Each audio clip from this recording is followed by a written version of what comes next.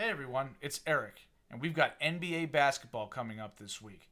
I'll provide a full preview of what I think is going to happen this season, in addition to what happened in Week 6 of the NFL season and what we expect to happen in Week 7. That plus postseason baseball is coming up next on the Sports Ballers Podcast. Tune in.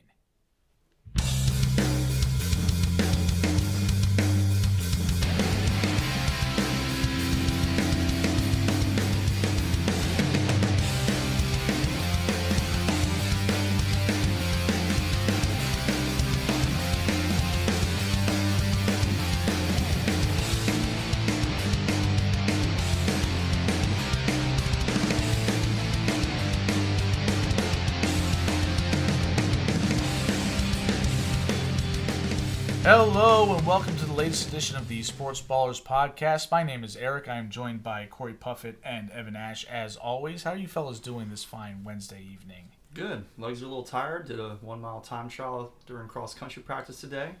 Well, my upper body is tired because I did an upper body day at the gym today. So I did that yesterday. Good for and you. lower body. Nice.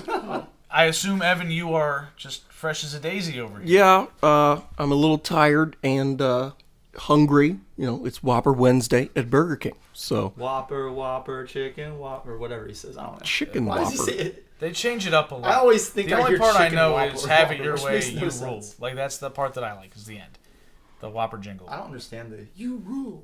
Because you rule. You're getting Burger King. You should feel good about yourself. You should not feel good about yourself if you're getting Burger King. You should feel great about yourself. It is literally the worst of all the fast foods. Well, now you're What? hating.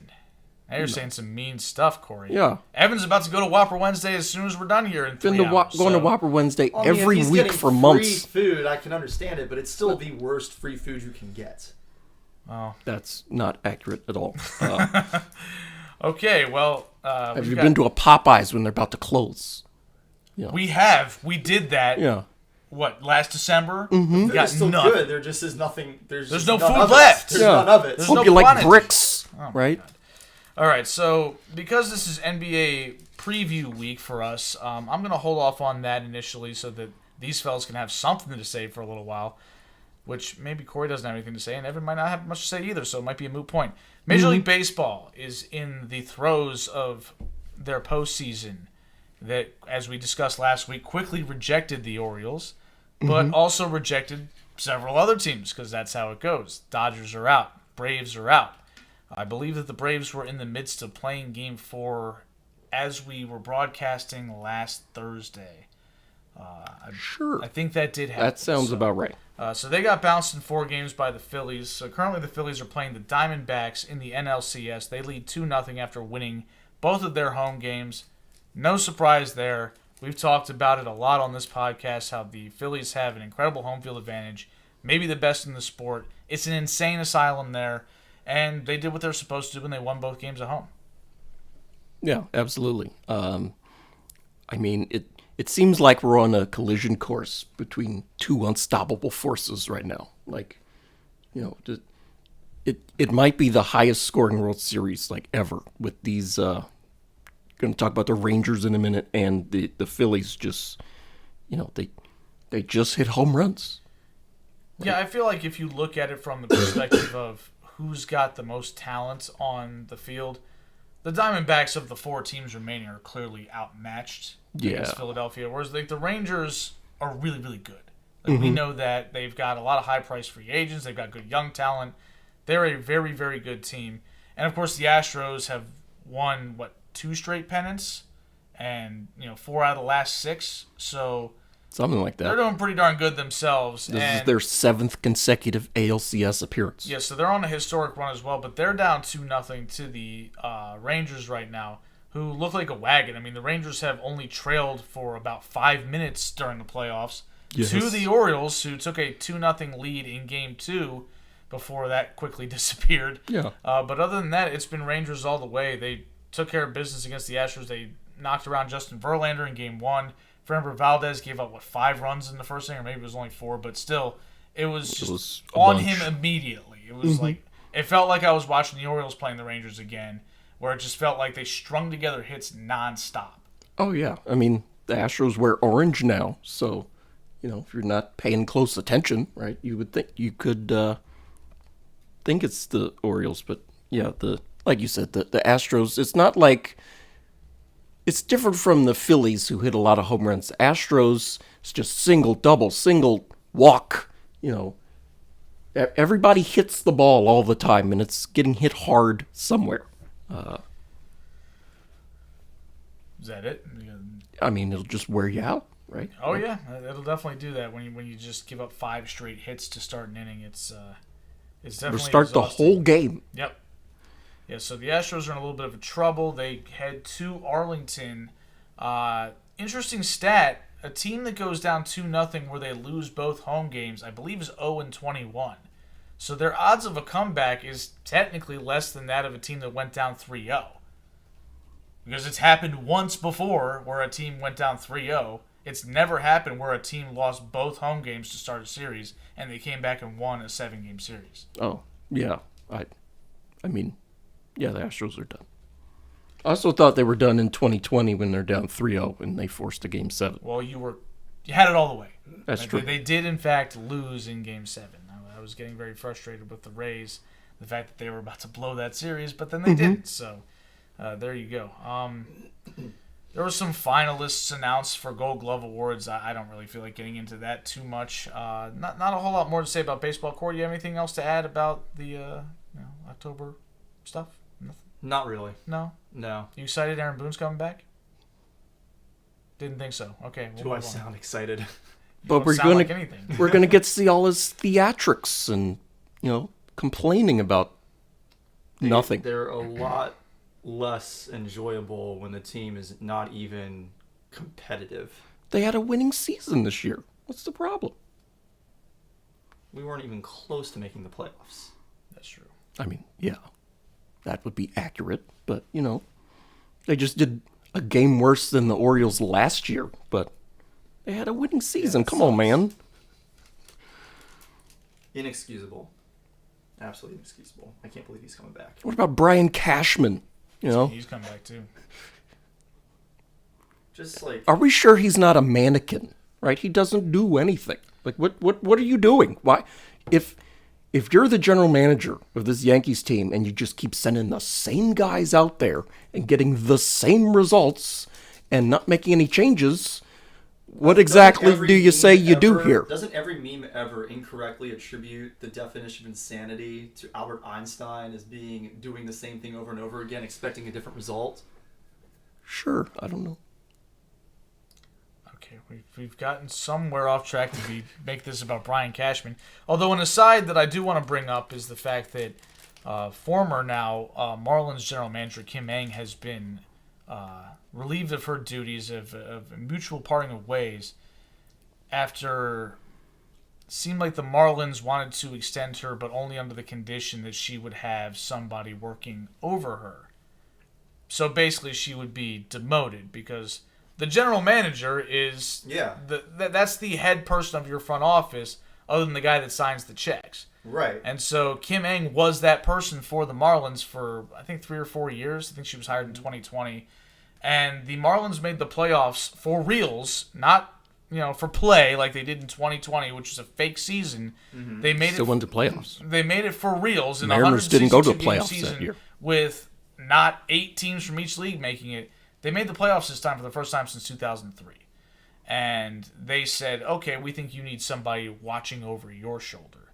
Which... That's, super insulting. Why, what justification is there for that? I think there's only one, and we know what it is. We do know what it is. The thing is, if you just wanted to fire her for poor performance... You have the grounds to do so because she has not drafted well. That is a legitimate complaint. The farm system has been gutted to try to make this team competitive, and they succeeded, kinda. They won 84 games and made the playoffs.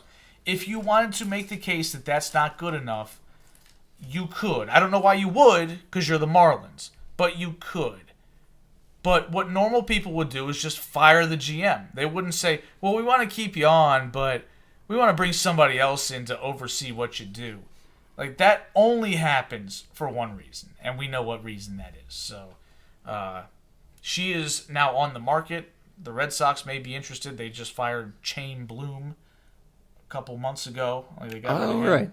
I thought their GM was Dombrowski, but he's the Phillies GM. They fired him already. It was another case of after they fired Theo Epstein. So they brought in quite a few. They fired Theo Epstein?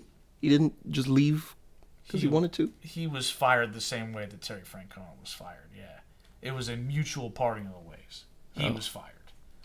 You're gonna fire Theo Epstein. That was dumb. Yeah, But so the Red Sox have a little bit of a history recently, especially of asking their general managers to cry poverty. We saw it with Mookie Betts specifically, and then blaming the general manager when the team isn't good anymore when you trade away future Hall of Famers. So they're doing exactly what you told them to do, which is slash payroll and not give big extensions to guys like Mookie Betts. And then when the team doesn't win games, you get mad and you fire them. So I don't know how much interest that Kim Ng would have to sign up for something like that. But it is the Boston Red Sox. That's a glamour franchise in Major League Baseball. Would obviously provide her more resources to build a team around than the Marlins did. But, we'll see where she ends up. But I wish her the best. She deserves the best because she's done a pretty good job, and she's definitely paid her dues to get where she got. absolutely. I mean, she was overqualified to get the Marlins job Yes. to begin with. Like, she'd been in baseball for 20-some years or whatever. But, some of these white guys are just, oh, you look like you could be the general manager. Just put you in there. Okay.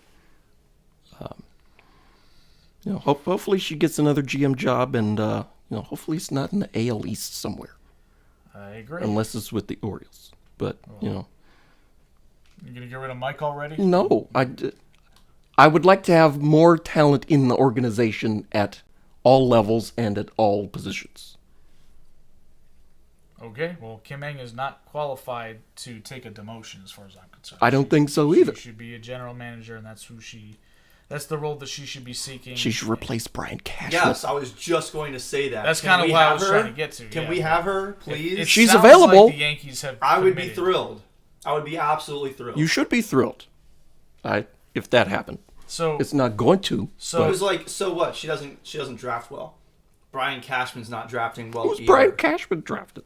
well, exactly. And the thing is, to say she doesn't draft well isn't really a fair way to label it, because anybody can have a bad draft or two or three, right? Like it takes a while to figure out, what you've done. Her drafts have not panned out so far, but she's had two that she's really overseen for the Marlins. So it's definitely not really fair to to say she can't do it. She's incapable, and Well, obviously we know that Brian Cashman is not and shown Cashman any can't ability. and Cashman can't do any of the other stuff either. No. So it feels like she deserves an opportunity. We'll see where she ends up, and we will obviously keep an eye on that. Let's do college football real quick. Just knock that out. So big noon Saturday. Number 7 Penn State going to Columbus to face Ohio State, where College Game Day will be. What are we thinking about this one, Evan? I think Ohio State's gonna roll them. Like it always seems to go this way, right? It Like does. Ohio State's gonna roll them, or Penn State's gonna get out to a big lead, and then all of a sudden the game is tied with 5 minutes left, and Ohio State's got the ball, and that crowd's all lathered up and ready to go. So, yeah, I don't see Penn State winning this game, but Continue, please. yeah, but I mean, put me on Old Takes Exposed or whatever if Penn State goes into Columbus and rolls the Buckeyes. Yeah, Ohio State's been a little shaky at times this year. They struggled to beat Notre Dame, although Notre Dame, coming off of their beatdown of USC, looks a little bit better. They also struggled a little bit against the Terps, which after Maryland lost to Illinois on homecoming, looks really, really Ooh. bad. Ooh. Yeah, not great. We're going Yikes. back. We're going back to the Duke's Mayo Bowl at best. Oh, that must be nice. Yeah. I'd love to go to the Duke's Mayo Bowl. Well, maybe your team can win some more games and they can end up getting there. But so as I mentioned, College Game Day will be in Columbus for that one. I don't really trust Penn State either. No. I don't think they've looked that good. Is James Franklin still their coach? Yeah, he's still the coach. So that's another reason why I'm not super confident in them. Penn State's uniforms are ugly too. So That's also true. So then we've also got some SEC action. Number 17, Tennessee. How are they ranked 17th? As at Alabama in Tuscaloosa, 3:30 on CBS. Alabama is ranked 11th, which is as low as it gets for them. And yet Pretty I'm much. still pretty sure they're going to roll Tennessee. Oh, yeah. Like, let's be real.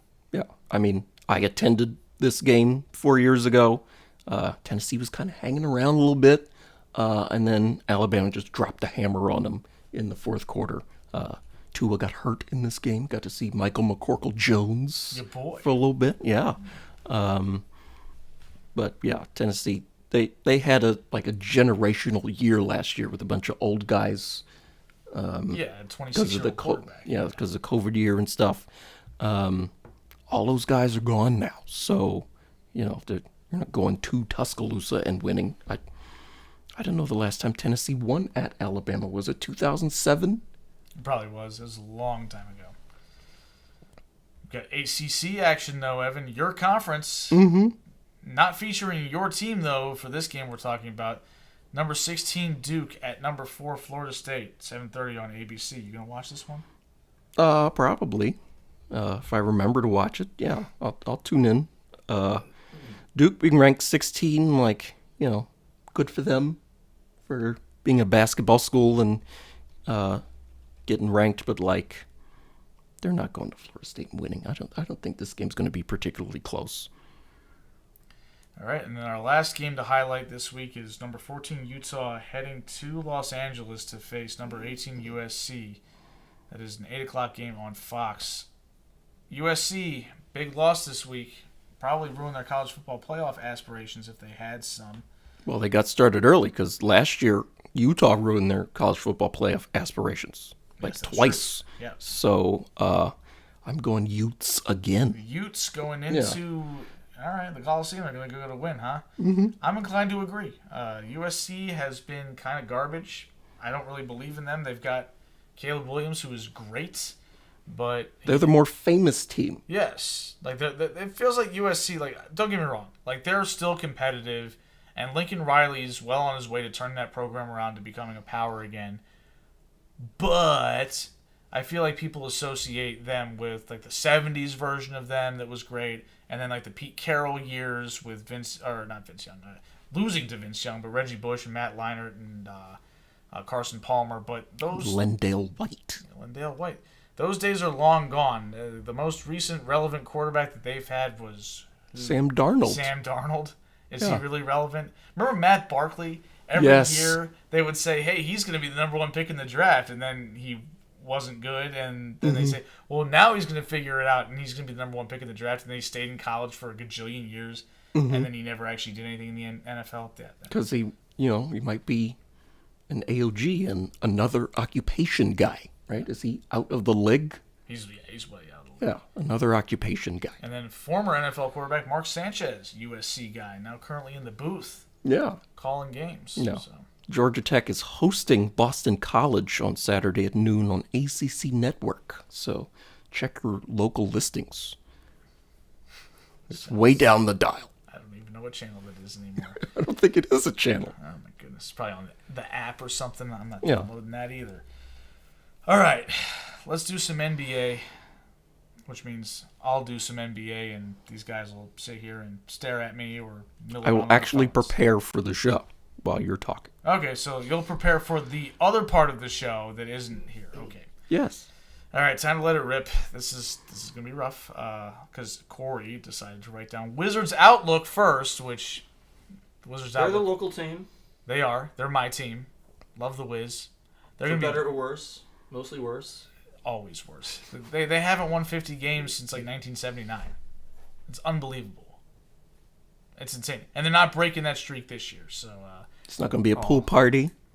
I mean, it might be a pool party, and the Wizards will still lose by 15 every night. Oh. Yeah. It's going to be a That's very not a party. sad, underattended pool party. Is the pool going to dry up? Is it just a Probably. hole? And some unlucky fool will jump in. Crunch. Okay, you guys have now made me depressed, so I don't know how I'm going to get through this entire NBA preview after all of that. Bottom line is the Wizards are probably going to be bad. They're in rebuild mode. They got rid of Kristaps Porzingis. They traded away Bradley Beal. We talked about that in the offseason when those moves happened. So now they're left with Jordan Poole as one of their presumed starters. They drafted Bilal Koulibaly. He's one of the former teammates of Victor Wembanyama on the French national team. He's a 19-year-old player. He's got high upside, but again, he's a kid, so he's going to need time to grow. Denny Avdia's back.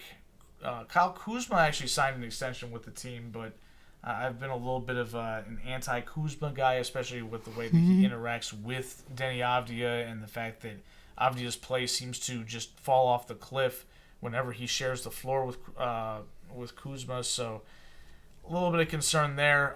Daniel Gafford in the paint, he's a good rim protector, but he's got his flaws as an offensive playmaker and particularly as a free throw shooter. So, just not a very good team top to bottom, but, they've got some young talent that might be exciting to check out.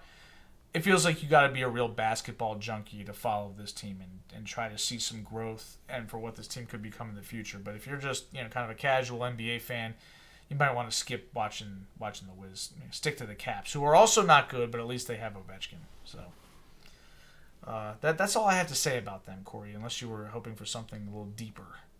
I was, but I won't fault you for not going deeper on this Okay, well, team. I'm not going deeper. Sorry. All right, so let's talk about the Eastern Conference first. We know about what the Celtics have done. They traded for Drew Holiday. They got rid of Marcus Smart. They also traded for Kristaps Porzingis. Made a lot of moves. Changed their team a lot. Kept their, I guess you would call him an interim coach. I'm not sure if they actually made him the full-time coach at some point last year, but Joe Mazzulla took over after Ime Udoka got unceremoniously suspended and effectively fired because your boy. And so... Didn't he actually win Coach of the Year and then get fired? No, he did not. Oh. But he led his team to the NBA Finals. Okay. And then got fired. Oh. Like a week before the season started, which is why I'm not willing to say that Willie Green is safe. Because crazier things have happened. Yeah. So anyway, the Celtics look like they're going to be in position to contend. But we talked about in the offseason how this isn't a normal situation where you replaced a couple of guys and upgraded at those positions, and so you should feel good. The Celtics have changed their identity as a team by getting rid of Marcus Smart. That was the guy that kind of set the tone for them defensively, and it was their defense that helped them become a legitimate contender back in 2022 when they went to the NBA Finals and looked like they might win it. I'm not sure the same defensive intensity is going to be there for them. I know that Jason Tatum's a good defender. I know that Jaylen Brown's a good defender. I know that obviously Drew Holiday, the newly acquired player, is a very, very good defender. But Porzingis doesn't defend well. He can protect the rim, but he's not a great post player. Al Horford's old and getting older. And another concern I have for this team is the fact that they used to be a team you could call the best 8-man rotation in the sport. But they got rid of Grant Williams and they got rid of Marcus Smart. So they don't really have the same depth that they used to have. And Al Horford last year really wore down in the playoffs because he was asked to play a lot of minutes. Well, now he's going to still be asked to play a lot of minutes because the team doesn't have the same level of talent on their bench. Rob Williams is gone. Time Lord, Evan. Time Lord. Oh, okay. So keep that in mind. Like, it's a completely different unit from what we saw last year and the year before, but the starting lineup is tantalizing.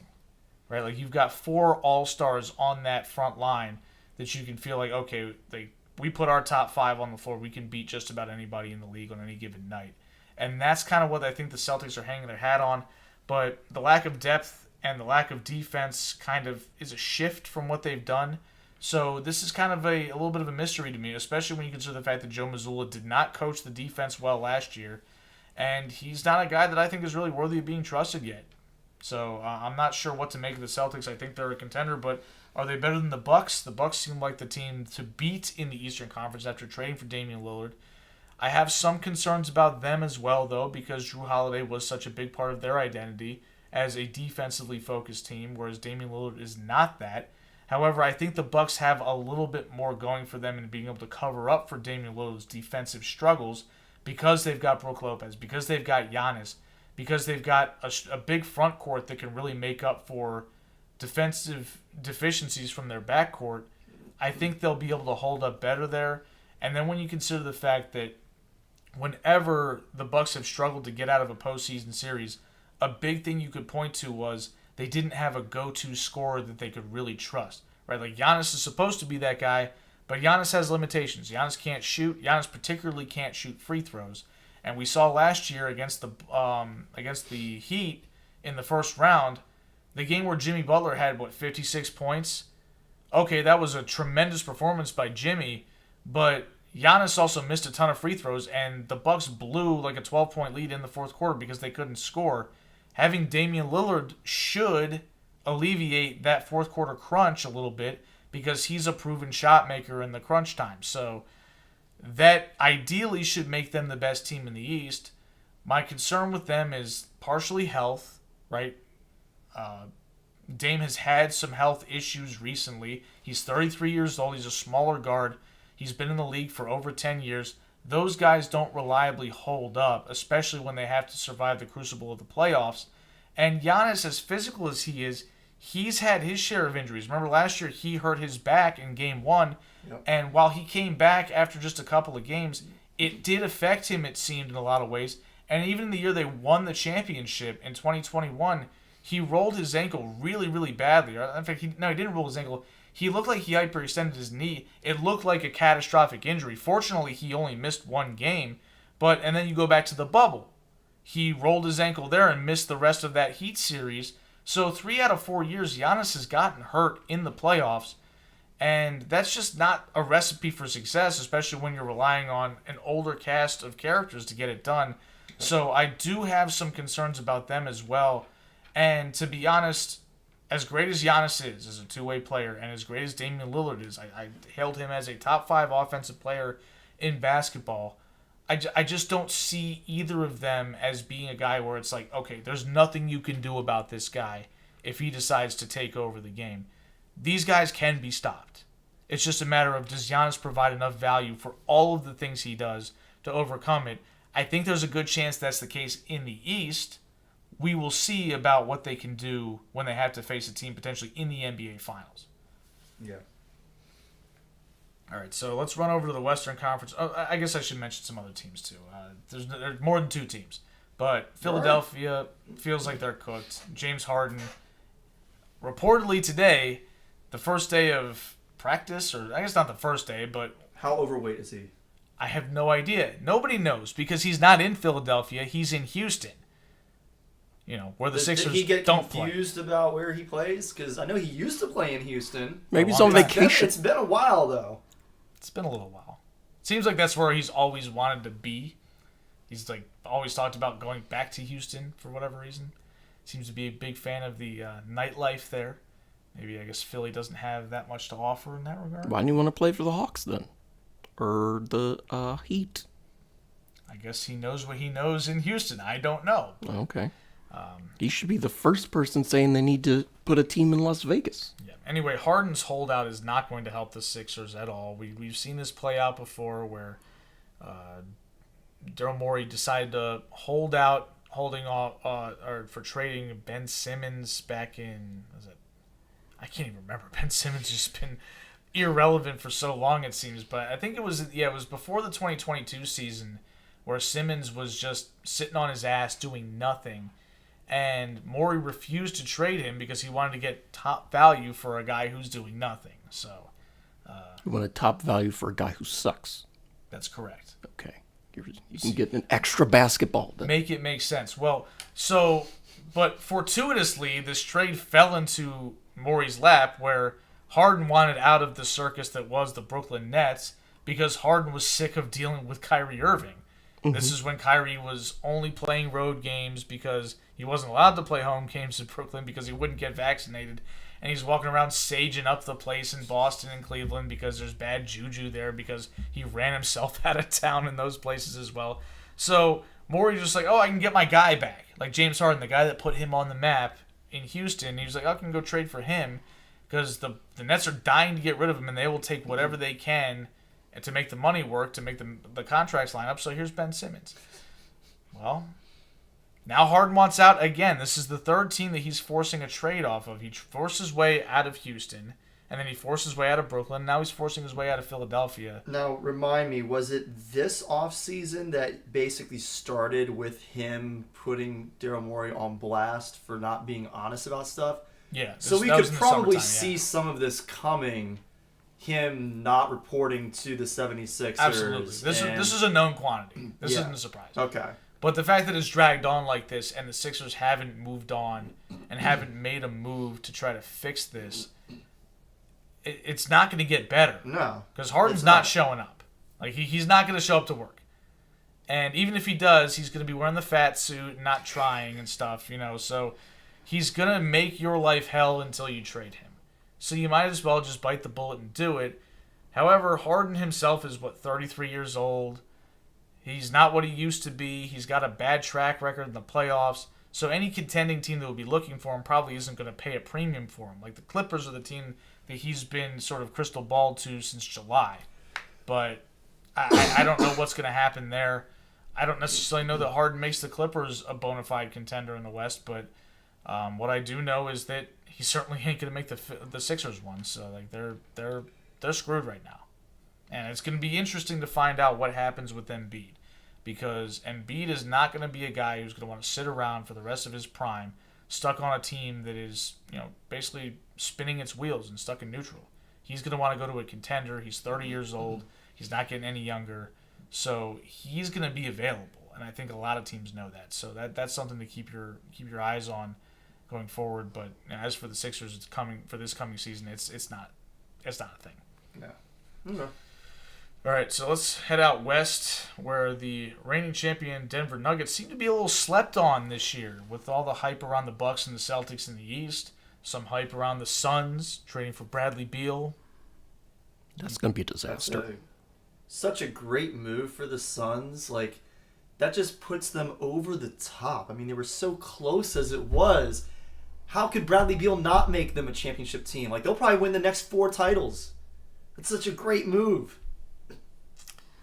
If you couldn't detect Corey's sarcasm, well, shame on you, because clearly that is not how Corey feels, nor is it how I feel. The Suns, I feel like, have done a whole lot to blow up a team that made the finals 3 years ago.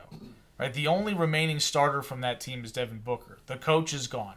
Their 2 best bench players are also gone. Right? So we talked about them trading DeAndre Ayton as a part of the 3-team trade to send Lillard to the Bucks. But they got Yusuf Nurkic back. I don't think he's really a difference maker at this point in his career. He can't stay healthy, and he can't really defend either. Like, they're going to score a lot of points. They're going to win a lot of games. But when they have to play an elite team that is built to play like a team, like the Denver Nuggets, they're going to struggle. And I don't really see how Bradley Beal's going to put them over the top against a team like that.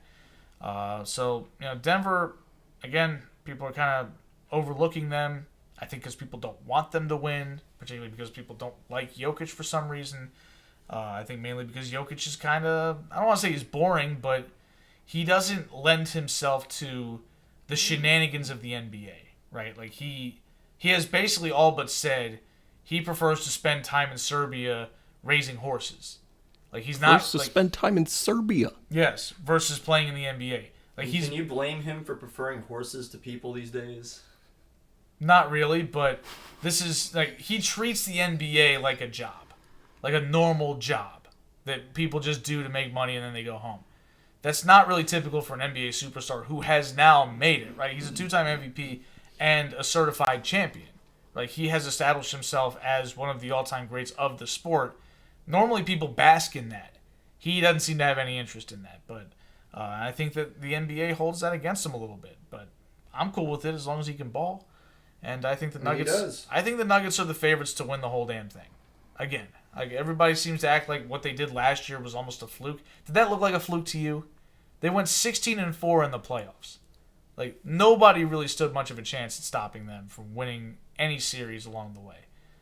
Like that's the best team in basketball. I mean, 11 touchdowns, no interceptions in the playoffs. Some people would say that was not a fluke, but Joe Fluco would say otherwise with his own performances after that and before that. That has nothing to do with what are you even talking about? This is a 20-game sample versus a 4-game sample, though. You get what you get between the two sports. You're just sitting on here making stuff up. You're just trying to make him mad. What are you even talking about right now? All right, so anyway, the Nuggets, I knew that at least that would get Evan's attention as he's over here preparing for a show that we've already started. It's the best time to prepare is when we've already started. Yeah. It saves time. It's true though, right? Like, It is. It saves time. Other contenders in the West, I'm curious to see. Again, the Suns shouldn't be counted out completely. They've got a lot of talent, so I'm not suggesting they can't win. I'm just saying I wouldn't favor them over Denver. I'm not sure I'd favor them over the Lakers either. Like, the Lakers are kind of an interesting little squad. Obviously, the concern with the Lakers comes back to health. When your best players are LeBron James, who's going to be 40 soon, and Anthony Davis, who is always hurt, you got to have both guys healthy for a playoff run if you want to win the West. And we'll see if they can manage that. But with the re-signing of Austin Reeves, they retained Rui Hachimura, who they got from the Wizards. They also brought back D'Angelo Russell, which was a little bit of a surprise. They got, I think, Gabe Vincent from the Heat, who was a postseason star, right? Like, he made a lot of big shots for them as they made the NBA Finals. They've got a pretty good squad, and I wouldn't sleep on them as a team that could maybe challenge Denver, maybe challenge Phoenix atop the conference. And you also have to throw just a little consideration, as always, to the Golden State Warriors. Not a lot. I'm not throwing a lot, but I'm throwing a little. And the reason for that is obvious. Stephen Curry. They have Steph Curry, and That's all I need. They're winning the championship this year. Did you say that? You said at the start of the playoffs that they were going to win the whole thing, and that didn't happen. Yeah, I think I also said at the start of last season. Probably. But they were also coming off of a championship. I think I said it at the start of last season too, and then James Wiseman happened, and well, that was unpleasant. But Golden State is they're a curious team because they got Chris Paul now, and normally you would say, okay, well, Chris Paul coming off the bench really helps the Warriors because it fixes a lot of the issues they had with Jordan Poole last year. Reckless play, lack of leadership, dumb decisions in crunch time. Chris Paul is the opposite of all of that. However, my fear has come to light. Steve Kerr seems to be inclined to start Chris Paul and Steph Curry in the same backcourt. And Brilliant. That to me just... It can work for periods of time, right? We've seen Chris Paul already in the preseason have an idea of what Steph's doing on the floor because Chris Paul is that type of player. He's a quick study. He's going to figure out how Steph relocates and figure out how to take advantage of that. The issue is on the defensive side. Chris Paul is old. Steph Curry, frankly, is old at this point. And neither one of them are particularly big gentlemen relative to NBA basketball players. So asking them to be a stalwart defensive backcourt, I don't know how well that's going to work out. And the Warriors have not added adequate size to their team. So, I'll help you out on that, Eric. I know exactly how it's going to work out. Not at all. They're going to get cooked, yeah. So, again, you can't count out a Steph Curry-led team. Steph Curry's one of the few guys where it's like, you just got to hope your team is able to beat the rest of the guys because you can't do anything about him. Hell, even in their series against the Lakers last year, where Steph wasn't hitting threes at the same clip as normal, he was controlling the game. Like, he was dominating from the sense of all the attention he drew and all the open shots he created for teammates. Poole and Clay just weren't hitting him. And that's kind of what it's going to come down to is, can the other Warriors do enough to fill in the gaps around Steph Curry? I don't think they can this year. But I am curious to see how Chris Paul does interact with them. And I'm curious to see how Jonathan Kuminga does. He looks like he's taken a step forward in his offensive game. It's just a matter of, can he figure out how to rebound? Can he figure out how to be an impact defensive player when he's asked to play a bigger position, play the 4 or the 5? So, what are your thoughts on Gary Payton II and how he's going to impact this team this year? Because, obviously he was this huge impactful player during their finals run a couple of years ago. Yep. And then they didn't bring him back to start last season. They got him back as a mid-season. Did they trade for him? I forget exactly how they got him back. But they got him back. Yeah, they traded for him, yeah. And it didn't feel like his impact was nearly what it was during that playoff run. Is he going to be back to being that guy for them this year? The optimism is that he will be, mainly because last year they acquired him at the trade deadline. They shipped James Wiseman to the Pistons for like 5 second-round picks, and they sent all those second-round picks to Portland for Gary Payton.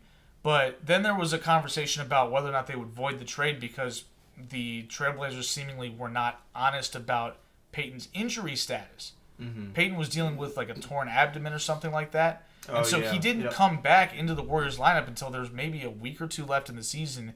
Which and would explain he why wasn't he really was... healthy and Yeah. wasn't necessarily fit, so he didn't have the same level of impact as you would expect to see. Right. But the feeling with him this year from Golden State is that he's back to 100% and that you can expect to see him looking like the Gary Payton from 2022. Because obviously, that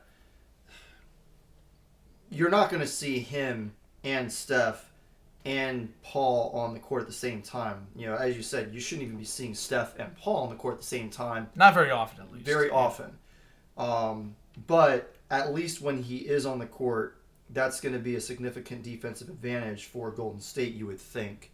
But again, if you're running too much of Steph and Chris Paul at the same time, I don't know how much of a difference. I don't know if Gary Payton's going to be able to make enough of a difference. Yeah, again, we have to see how it unfolds. They've had Klay Thompson playing the power forward position a little bit in the preseason, and he's surprisingly done okay there.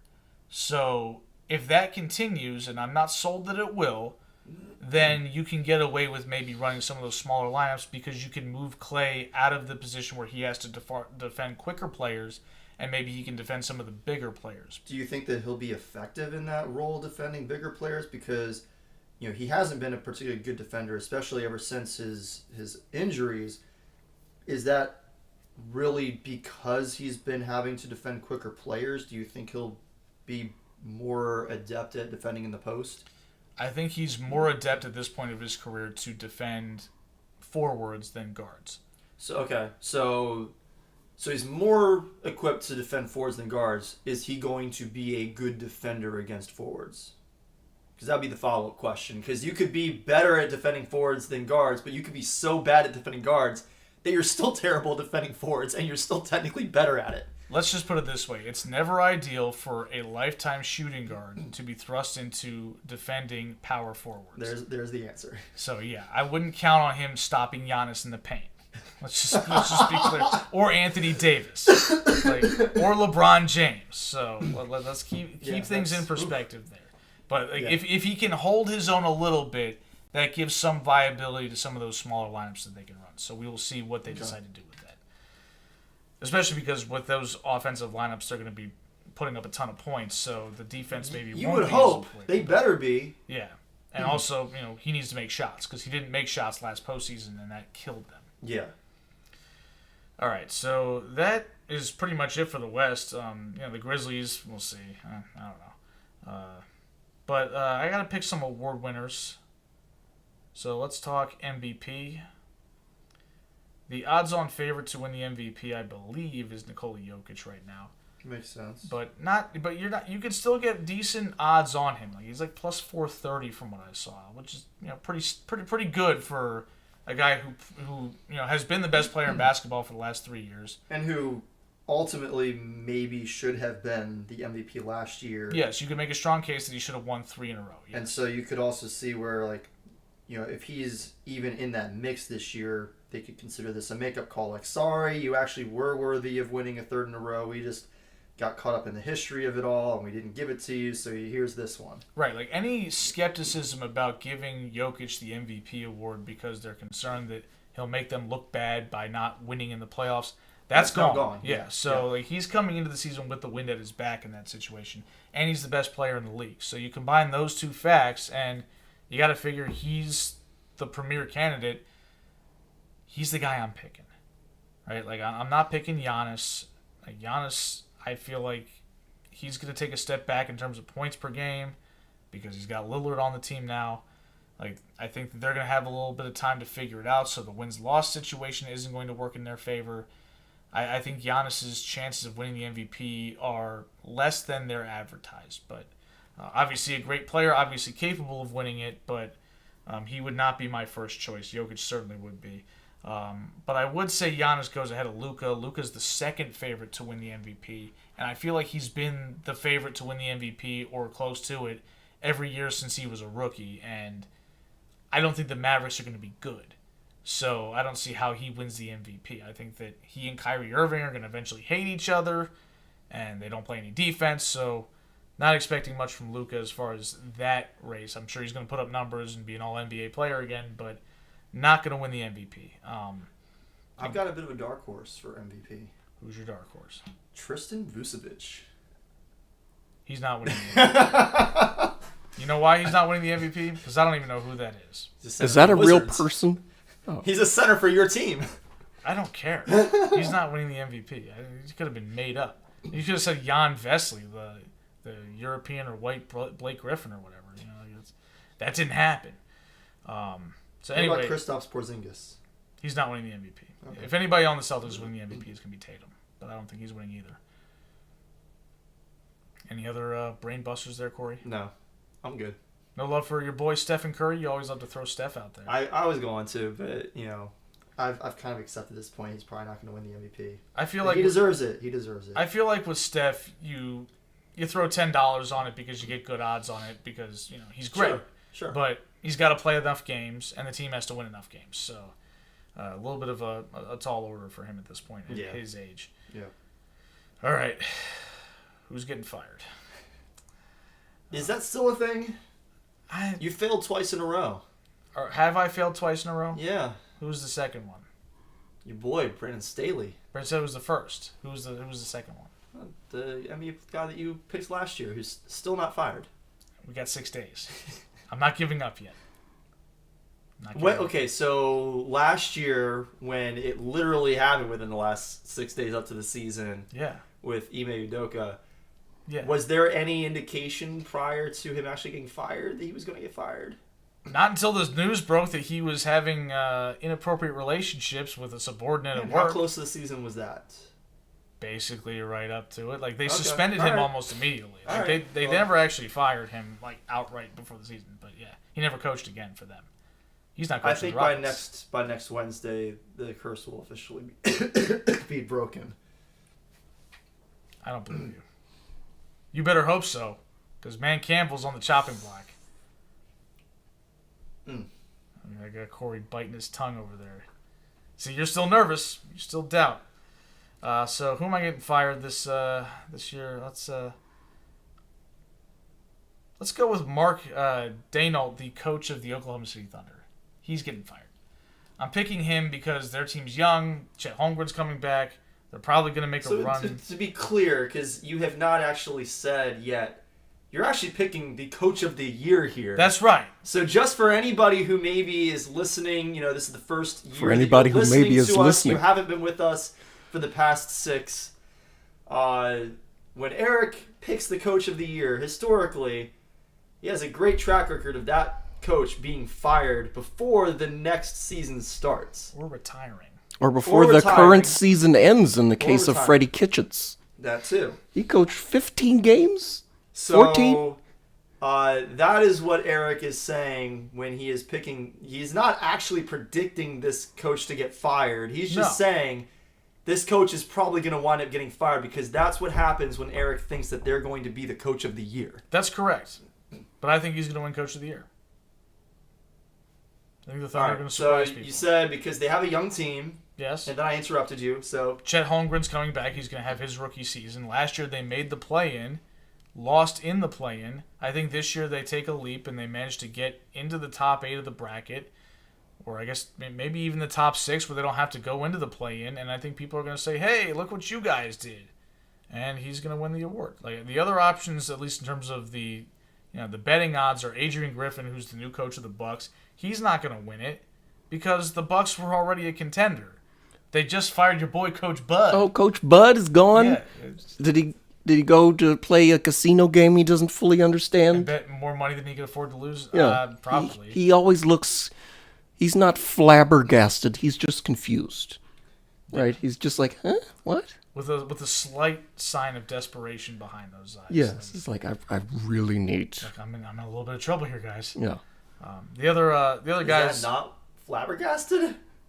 Flabbergasted is more like beside yourself. No. He's kind of containing his... Arthur Smith is flabbergasted all the time. Yeah, he's on my list.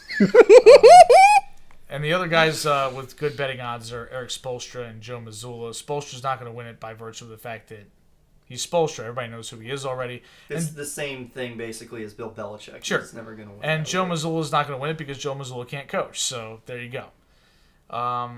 Yeah, that's kind of it. I guess I'll pick teams to win the conference finals and then the finals. I think I've got the Milwaukee Bucks winning the East. I think I got the Denver Nuggets repeating and winning the West, and the Nuggets are going to be repeat champions and hoist their second ever trophy. Go Nugs. Spicy All right. Nugs. That's it. Also, Wembanyama's winning Rookie of the Year, but I think that's pretty obvious. Give me what's his name over in Portland? Scoot? Yeah, Scoot. Love Scoot. Yeah, give me Scoot. Love Scoot. Yeah. Love him. I hope you're right because I love Scoot, but I think it's going to be Wembanyama. All right. Maybe. We're not betting $5 on that. We will get to that. We will get to that. Oh, there's later. $5. Unbelievable.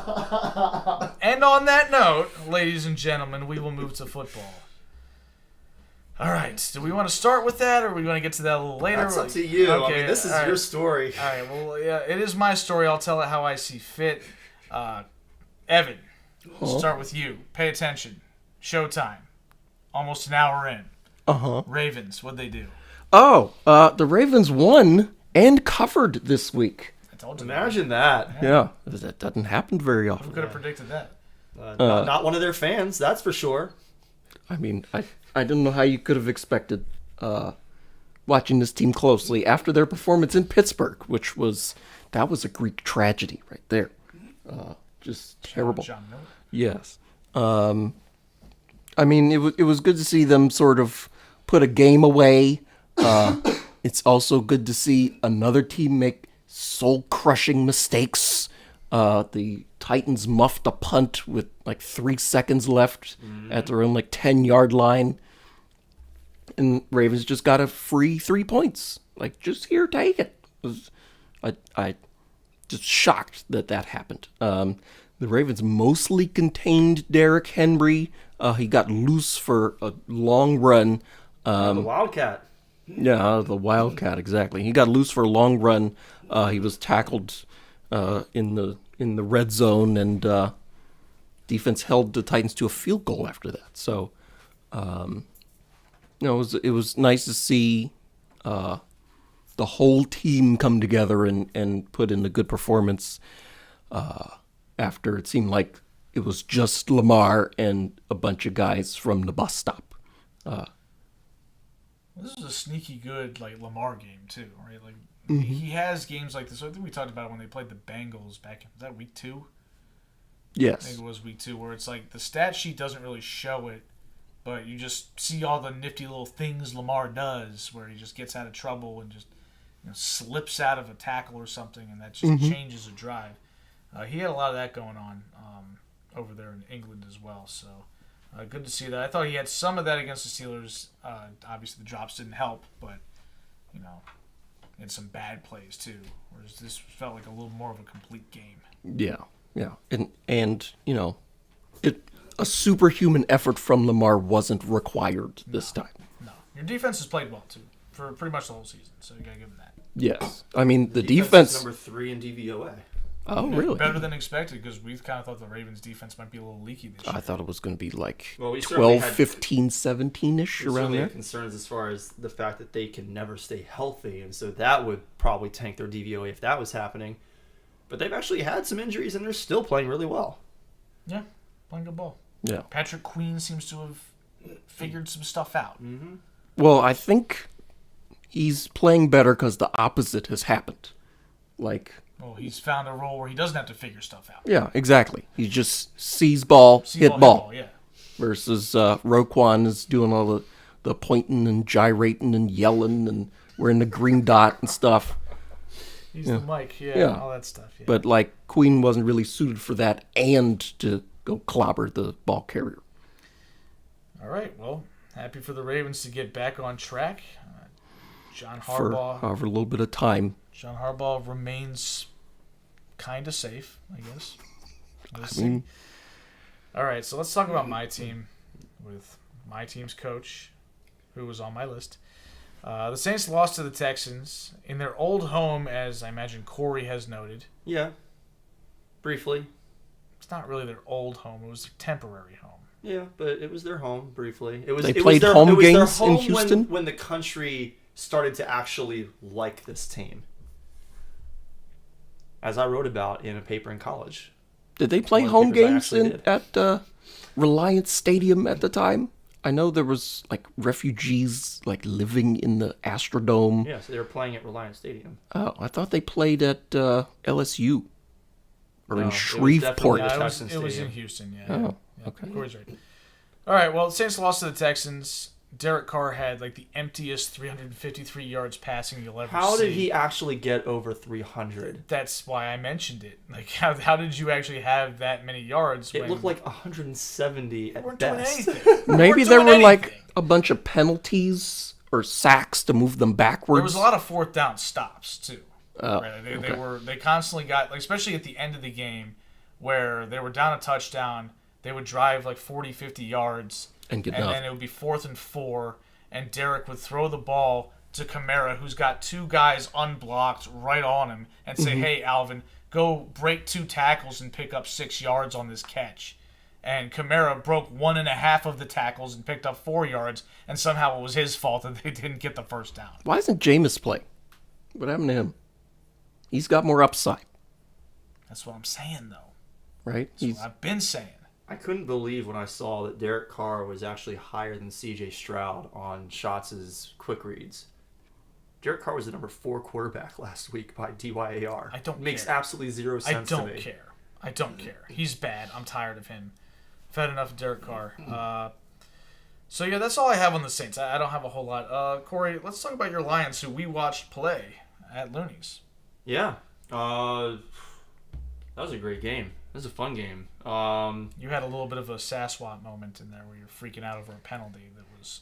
That ended up not actually being against the Lions. Yeah. I thought that it was going to be against the Lions, but It was quite something. There was Um, histrionics. just a little. It was a very quick thing. People at the bar were laughing Oh, Were they? Oh, wow. a little bit. Oh, It was Oh. fine. It was fine. whatever. Like, not like, "Ha, look at that loser." Just kind of, they were amused by your passion. Let's put it Whatever. that way. In any case, we made light work of the Bucks. We're now tied for the best record in the NFL, which feels pretty good to be rooting for a team that is tied for the best record in the NFL. Amon-Ra St. Brown had a good game, had a touchdown, thanks to Craig Reynolds, who laid down Great block. just an amazing block. I mean, it was a great job by Amon-Ra to let him get up there and make the block and wait for him, because you see a lot of players who are not patient runners with the ball. So I appreciate that aspect of the play from Amon-Ra, but man, what a block It was by excellent. Reynolds. Yeah. It was great. Textbook, one of the best blocks I've seen all year, one of the best blocks I've seen in the NFL in quite some time. Those are the sorts of blocks that you might see from time to time, and then there's a flag for it being a blindside or, that's or what a you always chop have to block keep an eye block out or whatever. for, But this was a clean block. Goff played really well again. He's a top 5 quarterback in the league right now. Super accurate. There was a play, the deep touchdown pass to Jamison Williams, where Jamison Williams just looked completely lost out there. Looking over both shoulders, couldn't seem to locate the ball, and then somehow the ball just falls right in his lap because it was just a great pass by Goff. That was a wild play. The defense is playing really well. Some people felt like the Bucks could wind up pulling that game out. And we just shut their offense down. I mentioned that the Ravens are the number 3 defense in the NFL by DVOA. Guess who's number 2? The Detroit Lions. Yeah, How about that? Yeah. So this is a great game, and in a few minutes, Evan and I will get to talk about the fact that both of our teams are going up against each other head-to-head. That's right. And I have a feeling that we're both going to be picking the same team, but that's Well- no surprise because Evan never picks the Ravens. But we'll get to that a little bit later. Yes, we shall. On the negative side, David Montgomery got injured in the game. It's a rib injury. The x-rays were negative, but he didn't return to the game, and it seems like he's expected to miss at least this week and maybe a little bit more time than that. The good news, potentially, is that Jahmyr Gibbs might be back this week. So if he's not, it's going to be the Craig Reynolds show in the backfield. But I think we've kind of gotten to a point now where Dan Campbell and this offense is ready to really give Jared Goff the keys to it. And if we need to rely more on the passing game, I think that they're going to be comfortable doing that, and I'm going to be comfortable with that as well if we do have to go without, as prominent of a running game for a little while because we're missing, the bruiser that David Montgomery is. He's the guy who you want to carry the ball at least 20 times because he's going to get stronger as the game goes on, whereas Jahmyr Gibbs, Craig Reynolds, a little bit smaller backs, a little bit shiftier, not the guys that you necessarily want to be running up the gut over and over and over again. You want to get them out in space. Yeah, it sounds like time for Jahmyr Gibbs to step up a little bit, man. He's a rookie. We'll He's see. been sort of underused in a lot of people's minds, maybe even in his own. Well, now's your shot. Yep. All right, so let's talk about some other things that happened week 6. We got the Giants on here for what happened on, was that Monday night? That was... Was that So it was Sunday. Sunday night, yeah.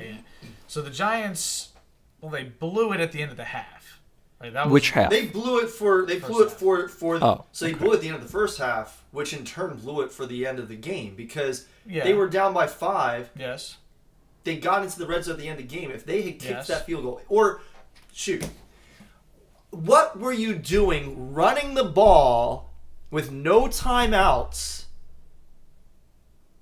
I am so beside myself. I don't know if it was Brian Dable. I don't know if it was Tyrod Taylor. I don't know if it was both of them. But how do you run the ball in that situation when you have no timeouts and you know that if you don't get it into the end zone, you are not going to be able to get another snap off? This is worse than when Kirk Cousins took a knee instead of spiking Yes. the ball. Well, it sounds like, from what I've heard, word on the street is that Tyrod Taylor audibled into that run play, and then it got stuffed, and Dable went nuclear on the sidelines. He should have been cut the next day if that's the case. You can't do that. You cannot do that. Like, I get that he has not been a starting quarterback for a good portion of his career. Granted, part of that was because of a doctor screwing with him.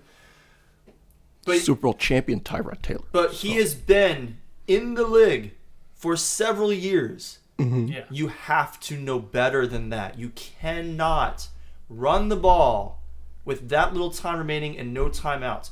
If you want to throw the ball first and then the coaching staff decides, you know what, we don't want to settle for the field goal here. We want to try and get into the end zone. You want to run it on the last play with a second left on the clock where it doesn't matter. You're either getting in or not. Fine. But when there is time to be had after the play, you have to make sure the clock is going to be stopped at that point. Yeah. Absolutely inexcusable. If Yes. they had thrown the ball incomplete, no touchdown, no score, but they have a chance to at least kick the field goal, they're down by 2 at the end of the game in Yes. the red zone. Yes. They kick a field goal, they win.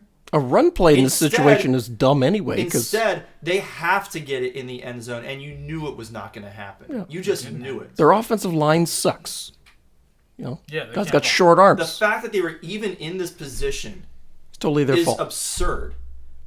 And you guys blew it. You blew it worse than the Bills potentially blew this game. Yeah, so let's talk about them.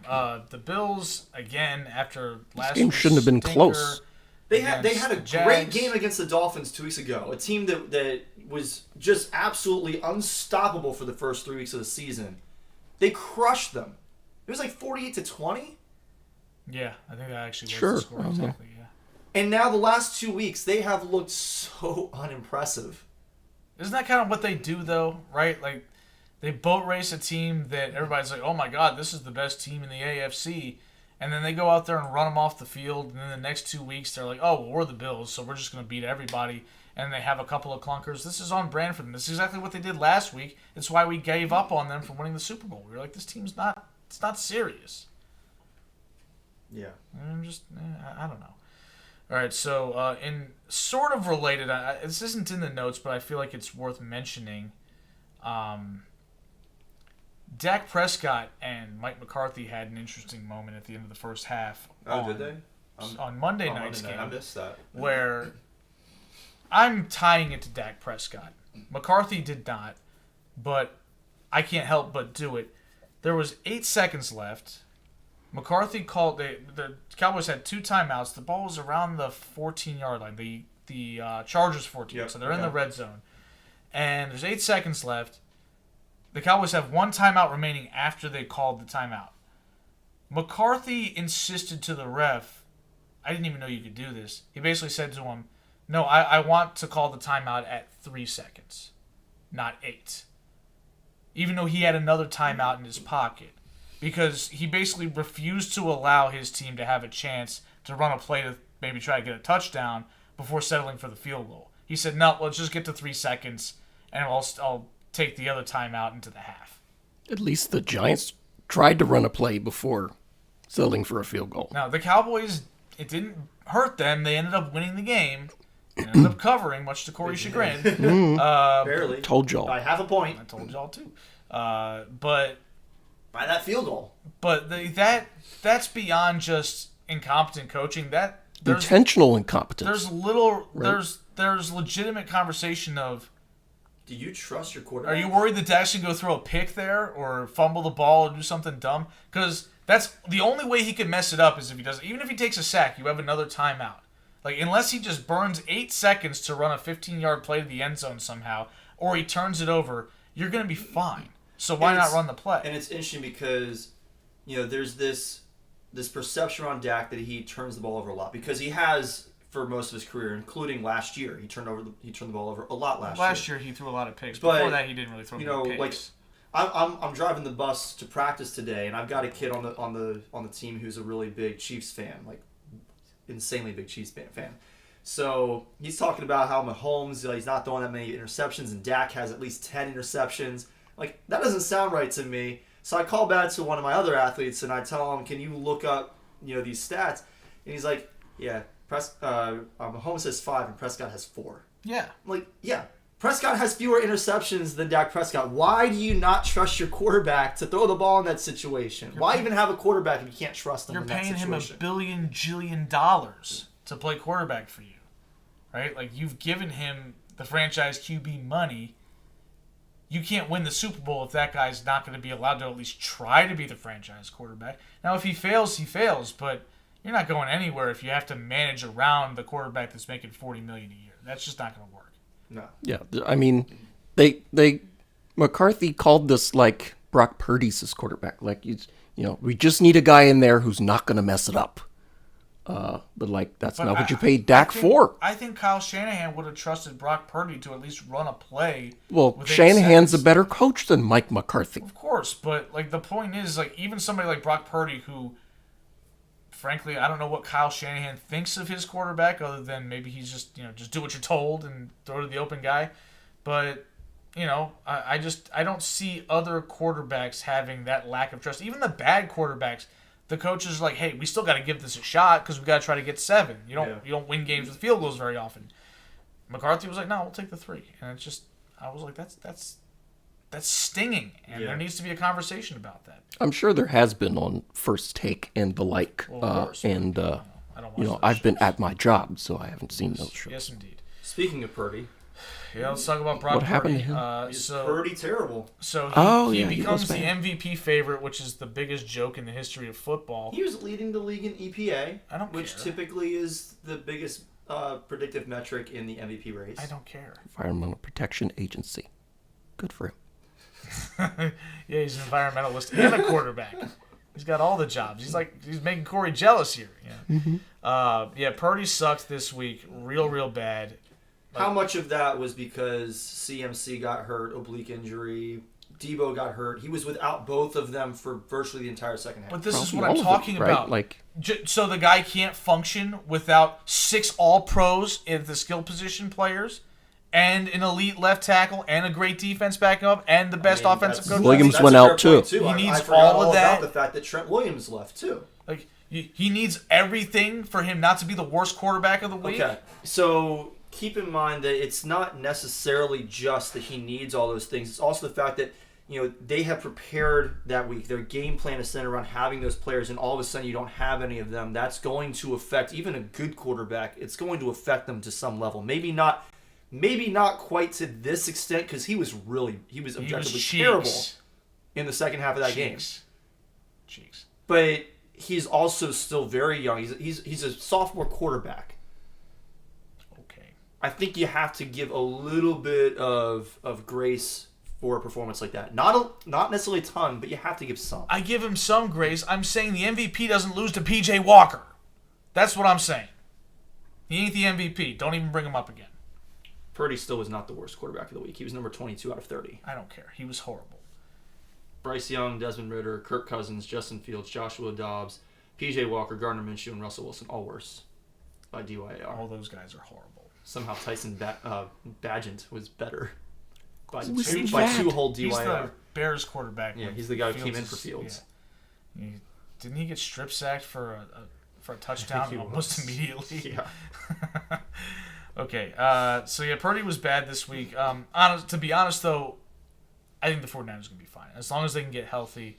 But shout out to Bill Simmons, who kind of morbidly called this, where he said, kind of concerned about the 49ers health-wise, given the fact that Kittle gets hurt a lot, right? Mm-hmm. Debo gets hurt a lot. CMC has an injury history, even though he's been healthy for the past year. CMC has a history of getting hurt a lot. And you kind of have to keep almost all of these guys healthy in order for this team to stay elite. And you're going up against a ferocious Browns defense. He kind of, like Simmons kind of said, if there's a week where some of these guys are going to get dinged, it's going to be against this Browns team on the road. Yeah. And sure enough, they did. So They got dinged before the game even started because they got in a little fracas on the sideline. Yeah. The biggest At like layup ever 12:30. for Evan and me, and you managed to pull out the lone wolf. I told y'all. Unbelievable. I told y'all that Browns defense was legit. You did. I told y'all. It shouldn't have mattered if all those guys were healthy, but they weren't. They got unhealthy because I told y'all. You know. All right, so let's talk about what's next on this magical list of football nonsense. Really? The Manders, the Durs. There's a reason. We're talking about There's the a reason. Durs. There's a reason. Okay. There's a payoff. There's a payoff. There is a payoff. for this. Just read it. Okay, I'll read it out loud. Howell tosses 3 touchdowns, and the defense gets to Ritter as Manders get it done in Atlanta. Yeah, congratulations, Commanders. You guys have reached 60% of your win total for this season. Woo! So you're saying they're only going to win 5 games? That's what my prediction was at the beginning of the season. That's what my prediction remains. Did you predict that they were going to win the 3 games that they have? I don't remember specifically which one. I thought you had the computer predict for you and you just agreed with it. No. No, I picked every single game of the season. Yeah, Oh. he handpicked all the games. I did not do that. Neither did you, I assume. No. That sounds like a lot of work. How are the Jags doing, by the way? Are they going 13-4? Haven't they already lost 3? They've lost 2. Tossed it. all right. It could happen. It could happen. Very good. All right. Let's talk about Raheem Mostert on a tear. 11 touchdowns through 6 games for him, which is nuts because Devon Achane has probably, 6 himself? Something like that. So like he's got a guy who's prolific that he's splitting the backfield with, and he's still got 11 tutters. That's crazy. Yeah. So a list of running backs to accomplish that feat since the turn of the century. Priest Holmes did it in 2002 and 2004 when he was 29 and 31 years old. LaDainian Thompson did it in 2005, not in 2006 when he won the MVP. The year before he actually did it. Yeah, he was 26 years old. Todd Gurley in 2018 when he was a first-team All-Pro. What a disappointing injury for him to sustain. Like he was just so prolific. He was incredible. Yeah. I mean, it had been 13 years basically since we had a running back who was like at that level as far as like being a touchdown scorer. Yeah. Dalvin Cook. I was kind of surprised that Sean Alexander was not on this list. He had a lot of yards that MVP year, but he had a lot of touchdowns. Yeah, he he just set a didn't- record, He yeah. just didn't get as many. He in, picked in him the up later first in the 6 season. Yeah. Yep. Dalvin Cook also on the list from 2020. I think he might have been on your fantasy team that year. Dalvin Cook? Yeah. In 2020? I think he was on your team that year. He was on my team in 2019. I don't recall if he was on my team in 2020. Okay. Raheem Mostert, 31 as years mentioned, old. 31 years old, but still a lot of wheels. Oh yeah. All right, so let's talk some injuries. Justin Fields, as we mentioned when talking about, what's the guy's name? Travis Bagent or something? Yeah. Is it actually Travis? No. Okay, because Travis Bagent was like an arm wrestling champion. It's I remember Tyson. him. Okay. Tyson. Okay, I was right. I think the arm wrestling What's guy your is his team? father. Is it really? Yes. Yeah. They Okay, meant, that was so, like one of the, alright. I think they mentioned that right before the strip sack for a I mean, touchdown. WW, I just remember him being on Elliot in the Morning years and years and years ago because he Elliot in showed the up to Morning. Kegs and Eggs, which is one of their It's one of their St. Patrick's Day parties that they have, and he was invited by Elliot to participate. And the rule was if you could beat him in an arm wrestling match, you would drink free all day. Well, clearly, you're not going to beat him because he's a champion. But anyway, Travis Bagent, huh? Yeah. That's fun. There you go. All right, let's talk about other players that got hurt. Well, you didn't even actually say his name. You just went immediately into Tyson Bagent. I don't care. I said Justin Fields got hurt. He got hurt. Yeah. Dislocated his thumb, and his return is going to be dependent on grip strength. He did not practice today. According to Eberflus, and I add that just because I wanted to say Eberflus again. Eberflus is a fun word to say. It's like Francisco. It's good for him. He's also on my list. Lawrence injures knee. As Trevor Lawrence, I am assuming you're talking about here. MRI appeared positive, but what is like the reading was good, or he was positive for a torn MCL? It appeared to be a positive result for him. So it appears that there is no significant structural damage. Why didn't you say that then? He was too busy. If you guys would actually look through the notes before we get to the show, we could clear that up. I'm not reading all this. Come on. You're the host. I'm reading it now. That's why it's here. Jeez.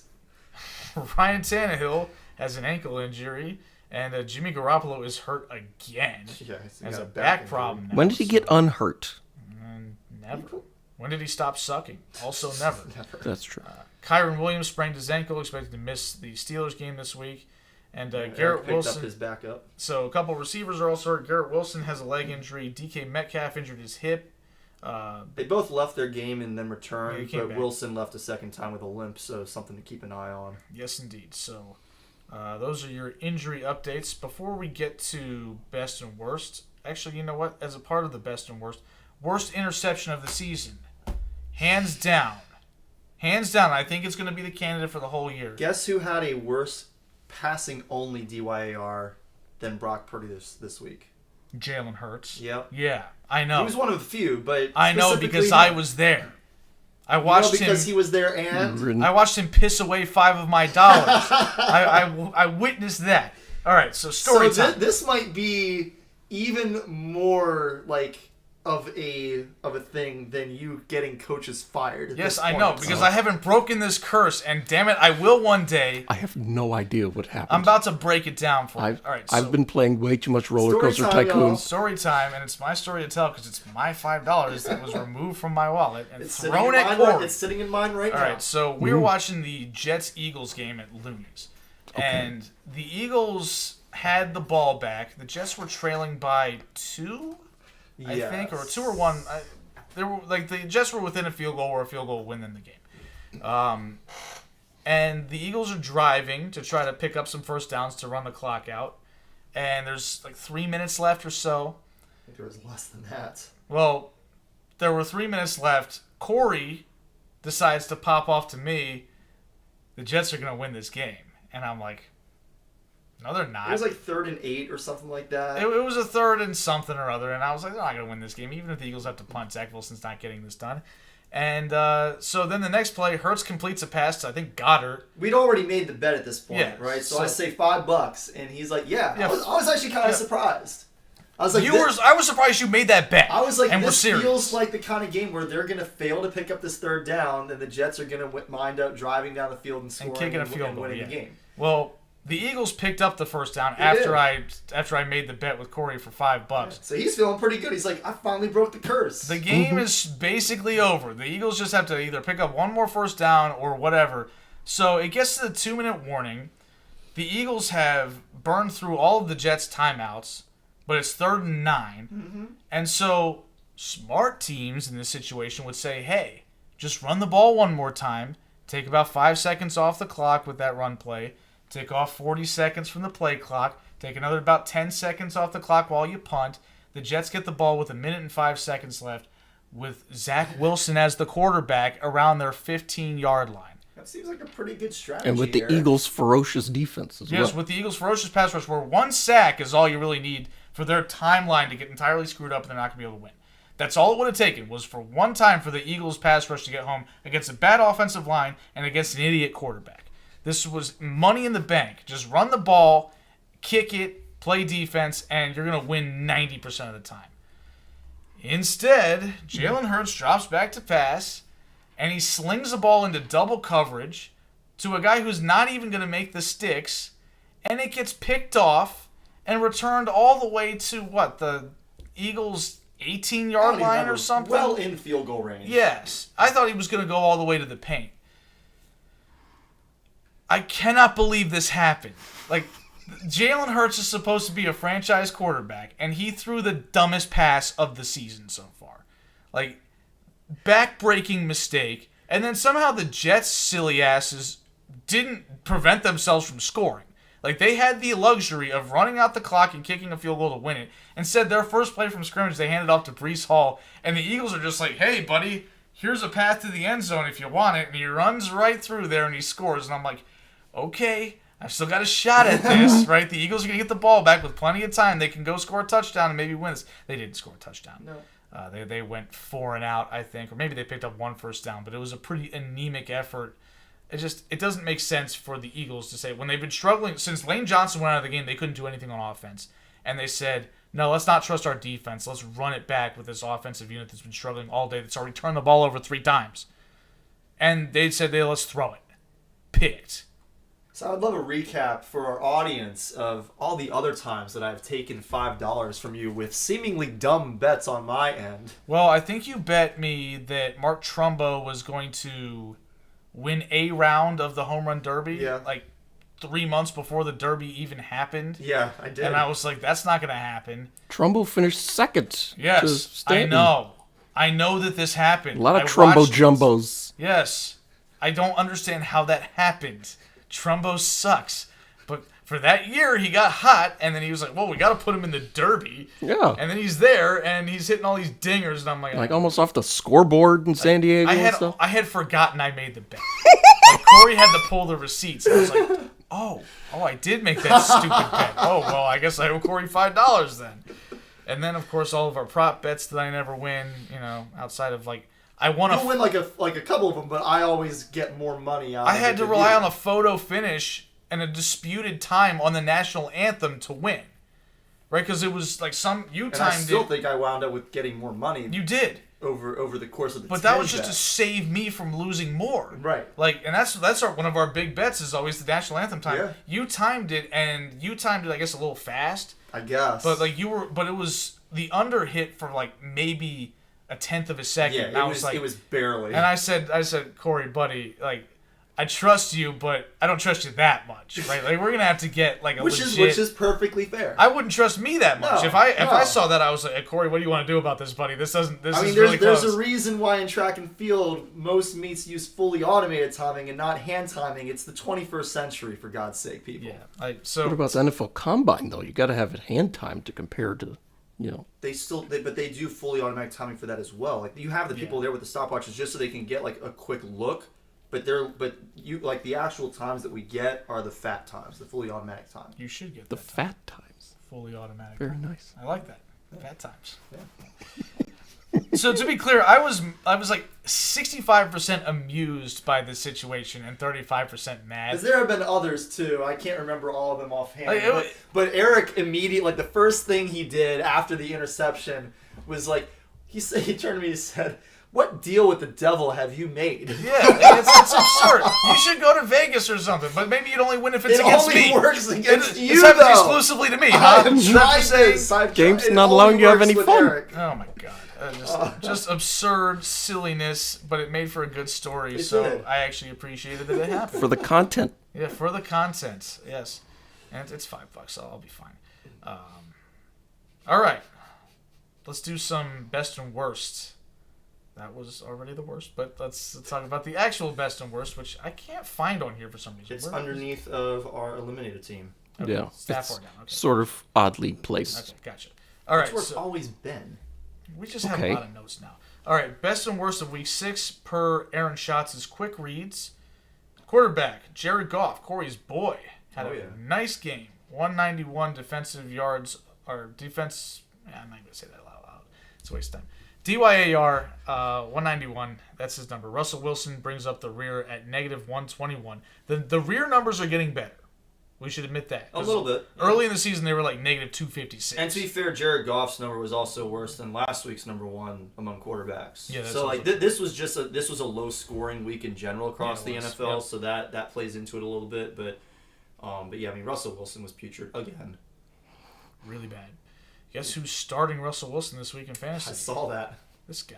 Oh dear. He was the quarterback on waivers who had the highest projected score and by several points over Eric's other option. It was by a lot too, Yeah. so I picked Yeah. him up, and I'm I thought about it. I considered it, but I really like. You've already rolled your dice with him. I really like once, Sam right? Howell's. I mean, he actually did okay for me in the couple of starts I had to put him in for Burrow. But with Burrow on bye, I'm going with Sam Howell because he's playing the Giants.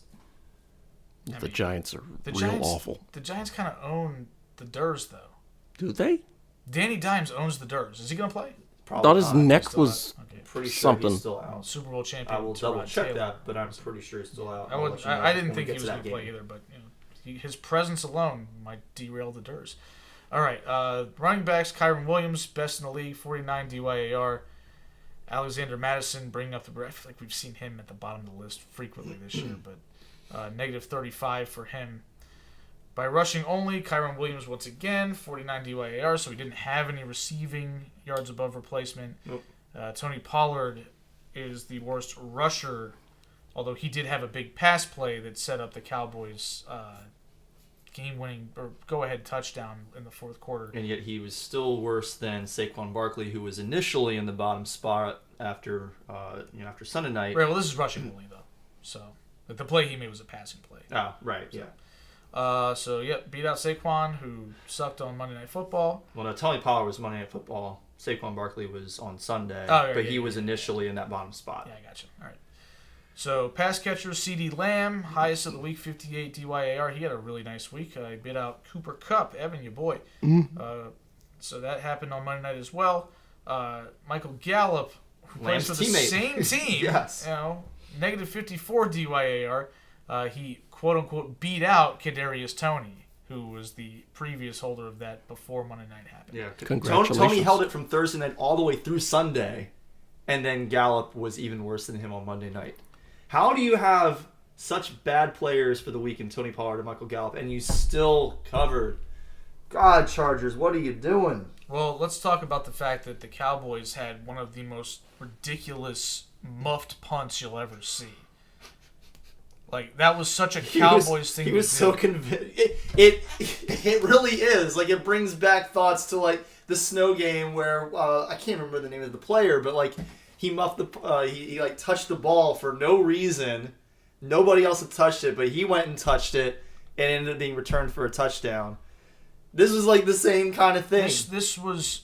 So, the punt landed short of the return man. Yeah, Turpin was the return man. And then the Chargers blocked one of the Cowboys blockers into Turpin, which And caused... the rest of the team was convinced that it must have touched one of the two players. Well, you know what? The referees carry the little blue bean bags around for a reason, and they throw them on the damn field to indicate possession has changed, the ball is free, it's playable. They never did that because the ball never touched anybody. Yeah, but then whoever the dumbass is for It the was the guy Cowboys, that got was blocked. it- It was the guy was who it got Tol- blocked in. It was Tolbert who got blocked into Turpin. Right, and- Freaked yeah. out. The ball's rolling like 20 yards away. He runs over and gets the one jump hand line on it, barely gets just a hand before on the Charger it. guy, and so now it's a free ball, Yep. and the Chargers pick it up and they get it like right inside the red zone after they And had they the punt. still couldn't get within 2 points. Are you kidding me? Justin Herbert overthrowing Keenan Allen. Oh, on that was a touchdown. killer. That was a killer. That was a are you serious type of throw. Like are you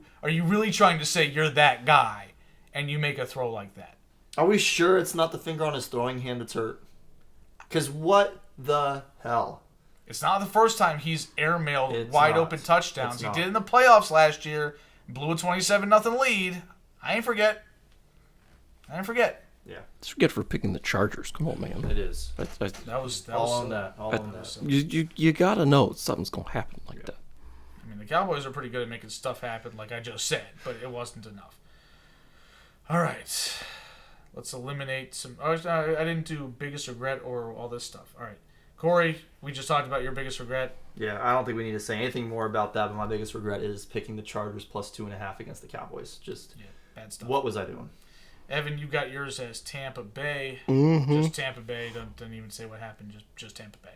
I Lions underestimated the Lions. Yeah. Yeah, don't sleep on the Lions, man. They're the real deal. Mm-hmm. My biggest regret of the week would require me to remember what games I lost. So I don't really recall any that stood out as being bad, but Corey, you can remind me if you want.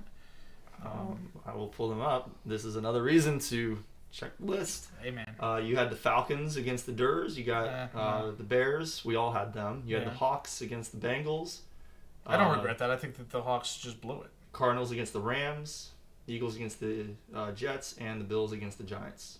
None of those are really like that. Yeah, I don't really feel regret-worthy. bad about it. Yeah, like those are all fine. That's why I didn't write anything Maybe the down. Cardinals won? Nah, that's too many points. Okay. It looked like it was going to hold for most of the game, too. It just didn't happen. All right, let's talk about proudest picks. And that is your proudest pick, Yeah, Corey. mine was the Rams against the Yeah. Cardinals. Like, I was confident in the Rams offense. I was also confident in the Rams defense against this Cardinals offense. And,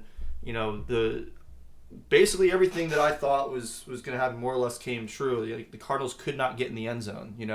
They kept it within that spread for most of the first half and even into early in the second half. But they had to settle for 3 field goals, and they couldn't do anything after that. And once the Rams' offense kind of got into a groove, particularly really hyper-focusing on Cooper Kupp, because Puka Nacua had a very much a down game from what we had been seeing from him. But Cooper Kupp was like that. Kyron Williams, until he got hurt very late in the game, he was like that. Like, this Rams' offense can roll on all cylinders at this point. Hopefully the loss of Kyron Williams won't derail them too badly. Roll on all cylinders. That's a new one. Okay. What is the phrase? Fire on all cylinders. Clearly, you are not an engineer. No. All right. Proudest Maybe pick fire on all for pistons. Evan. You said the Cowboys. How about them Really Cowboys? proud of the Cowboys. Not really, no. But it's my proudest pick.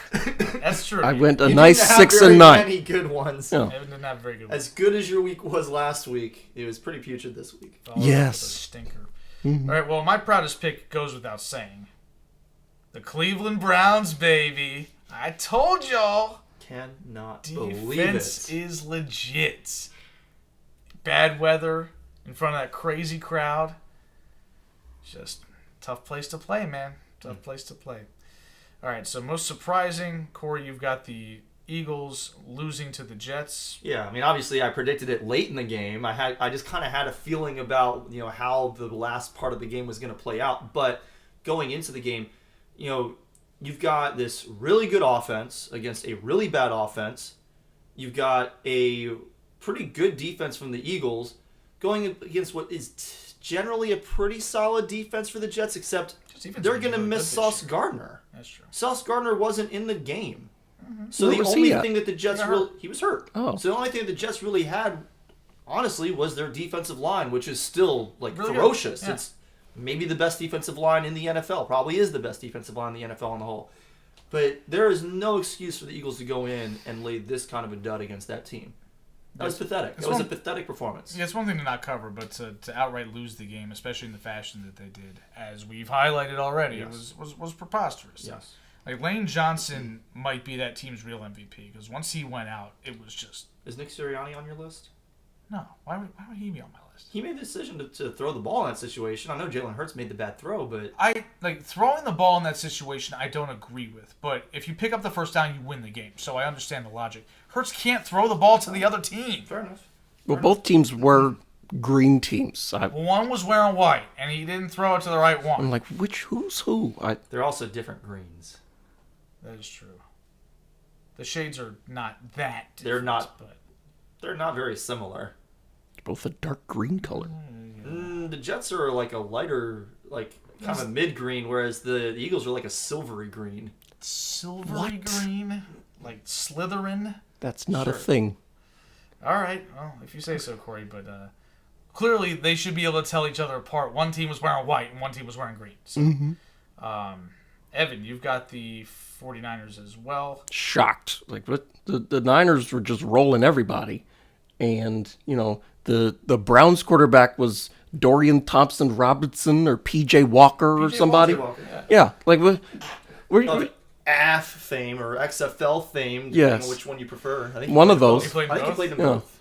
Okay. Yeah. It's Throwing like some USFL too, just to complete the circuit. yeah.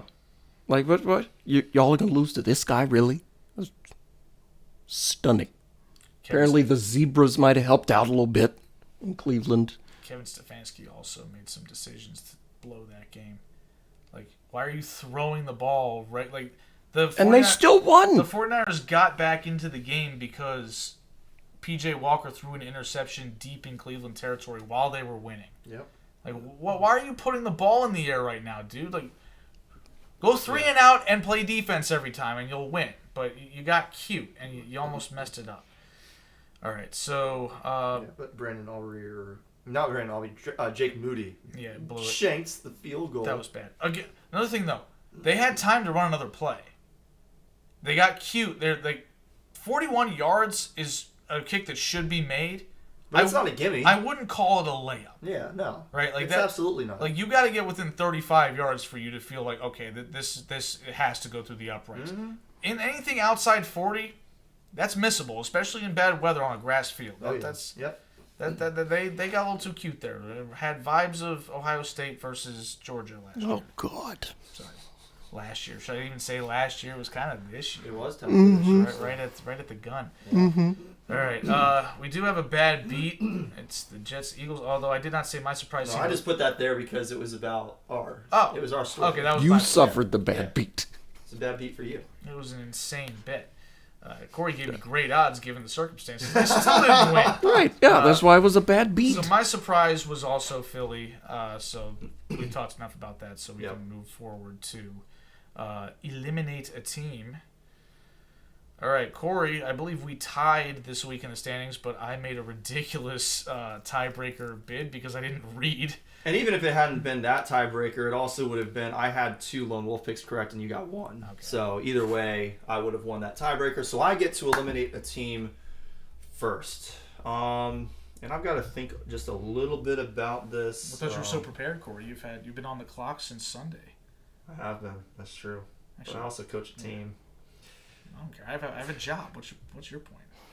All right. So I really hate to do this in a week where I am the first one to pick. Actually, no. I got Pick my whoever pick. you want. I got my pick. I'm going to eliminate this week just for the payoff that I'll get a little bit later on in the show. Oh, The Raiders. Oh. Raiders are 3-3, man. I know. They're not making the playoffs. They're probably not. I've eliminated the Cardinals, the Titans, the Bears, the Giants, the Broncos, the Panthers, and now the Raiders. You know, the other team, the obvious one, would be the Patriots. But I don't want to, they're a team that both of you guys have eliminated, so I'd rather hold on to them for a little bit for, if there's a week where I'm the last one picking, at least I have a safety net. So I'll go with the Raiders, who Evan eliminated 2 weeks ago, but Eric has not yet eliminated. So you killed the Raiders, and I have not killed the Raiders. You have not killed the Raiders. Okay. You've killed the Rams, the Cardinals, the Texans, the Broncos, the Patriots, and the Giants. Yes, I have.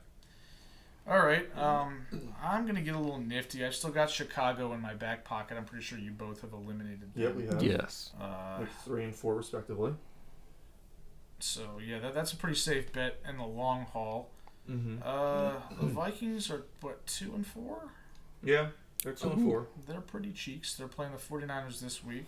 Mm-hmm. So they're 2 and 5. Yeah, so, you gotta figure they're going to bounce back. So that's an option, of course. I'm not really feeling them. Justin Jefferson down for 4 to 6 weeks or something like that. Mm-hmm. How you feeling about the team I eliminated week 2? Also 2 and 4, the Tennessee Titans. I mean, that's a good kill. Like, you did pretty good with that one. Let's see. I'm not ready to do them yet, just because. There's also the Arizona Cardinals, but that's another team that both Evan and I have eliminated already. Again, I like to keep hold on to those chips. It's a lot of chips to keep. That's you're At some point, you're ignoring all these layups, and you're now taking risks. Okay, but we've got 12 weeks to go, man. I gotta pace myself. Be serious. But there's also some teams that are on the borderline, but you don't really know which direction they're going to go in. So you also want to have a little more time for some of those teams. That's all true. I understand what you're saying, but I'll apply that when that actually is true. Like, it's sort of the same thing as, like, I'm eliminating the Raiders, but I also do recognize, like, there's a little bit of a risk there because they are 3-3. Like, it could go either way. I'm very confident in the way that it's going to go. Mm-hmm. But I was also very confident at the beginning of the season last year about which way it was going to go for the Giants, and it did not go that way. So I fully accept the Raiders could go in a very different direction. That's the exercise. A whole lot of stuff to help me stall here. This is the haven't made your decision yet. I was trying to be helpful. You're like triple galaxy braining this. Of Pick the team that's most likely to miss the playoffs that hasn't been picked already. That's it. I'm picking the Vikings. Oh yeah, Skull. They're gonna miss the playoffs, and well, what are we talking about here?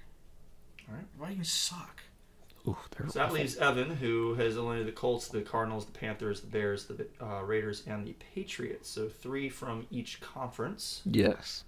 I'm going to jump to the NFC side, and I'm going to eliminate the New York sucks at football Giants. Mm-hmm. Good Lord.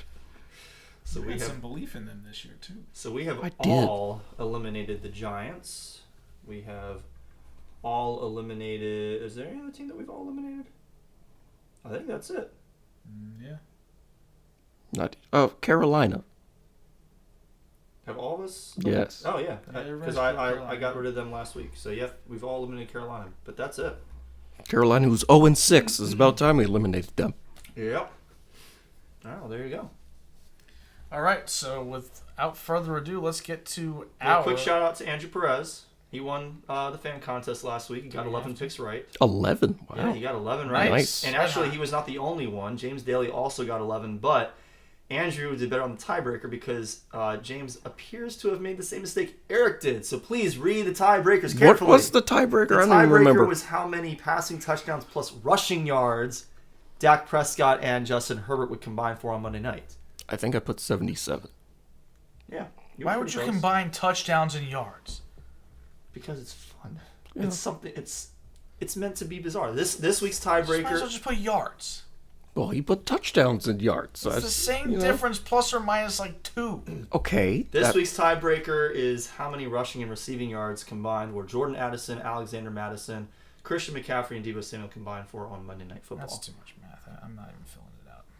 That's why you just guess. Then I win. I win a tiebreaker easily. Well, you gotta beat me in the picks, or tie. Yeah. All right, so the picks. Let's get to the picks indeed. Thursday Night Football, Jaguars at Saints. My team once again is somehow inexplicably favored, and they shouldn't be. Jaguars, picking them. Yeah, I've got the Jags too. This is a layup, which Evan will tell us why it's not because he's already put his pick in the sheet and he is lone wolfing it. I mean, isn't Trevor Lawrence injured? He's got a knee or something. Yeah, give me the Saints at home Thursday night. Trevor Lawrence is currently questionable. I mean, again, we mentioned earlier the game is tomorrow. That the X-rays came back, looking decent. So, obviously it is. Well, he doesn't have a broken bone, but it is a quick turnaround. But, he was in practice this week, wearing a left knee brace, but he was in practice. So there's no dome field and he has actually said that he's optimistic about this game. Trevor Lawrence seems like the most optimistic person ever, though. Sure. Like, he's not going to go, this sucks. Like, that's not him. He doesn't even care about football, which is great. There's more to life than football, which, he's right. It's true. Sunday, 1 o'clock games. Thank God there's not a 9:30 game. I enjoy those games, but that was 3 weeks in a row was a lot. I woke up at 10:45. And we're going to have 2 more in a row in November for the Germany games. I set my alarm for 9:25. I woke up at 10:45. Got to make sure you don't have a surprise inactive like Alvin Kamara for Anthony last year. That was absurd. Lions at Ravens. Lions are getting 3 points. Yeah, which is absolutely I kind of had to do a double take at that. I did a double take when the line first came out, and somehow it has not moved this week. It makes no sense. The Lions' defense is, based on DVOA, slightly better than the Ravens, and their offense is a good bit better. So you're telling me I'm getting points? Like, the Lions are a better team, and this is suggesting that they are exactly the same on a neutral field. I'm not saying they're significantly better, but I don't see the Ravens winning by this much if they win. I mean, Also, the Lions, the Ravens played in London last week. Yeah. Like, fly all the way back and then decided not to take the bye. Like they had the chose. option. They had the option. They The chose Titans not to, are on bye this and week. now they get to play a team that is tied for the best record in the NFL. Yeah, It's red hot. and it's a wagon. Yeah, this was a scheduled loss when the schedule came out. Yeah. Like as soon as I saw London and then no bye week, I'm like, well, that's going to be an L. So Lions, Yeah, I might Lions. actually bet this one. Pound the Lions. All right. Raiders at Bears. Raiders are giving 3 on the road. Evan has already made his pick dramatically. Yes, the Raiders, because the Justin Fields has a dislocated thumb. He's not going to play. Yeah, he's Tyson not going to play. Bagent is gonna play. Justin Fields is their one good player on the whole team. He's not even good. Well, he's their best player. Then DJ Moore's better than him. I would agree with that. Come on. G.G. Moore had his first good game in his whole career. Yeah, and that's not true. DJ Moore's been Oh, good I'm for sorry. a while.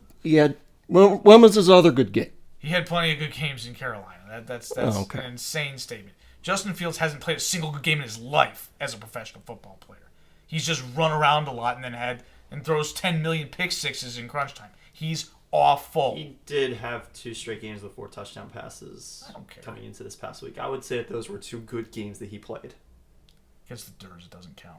Either way, Fields isn't playing. And who do you throw those balls to? Throw to DJ Moore. Yeah. I'm agreeing with you that DJ Moore is the better player. Yes, of course he is. But I would disagree that Fields has never had a good game. Fields sucks.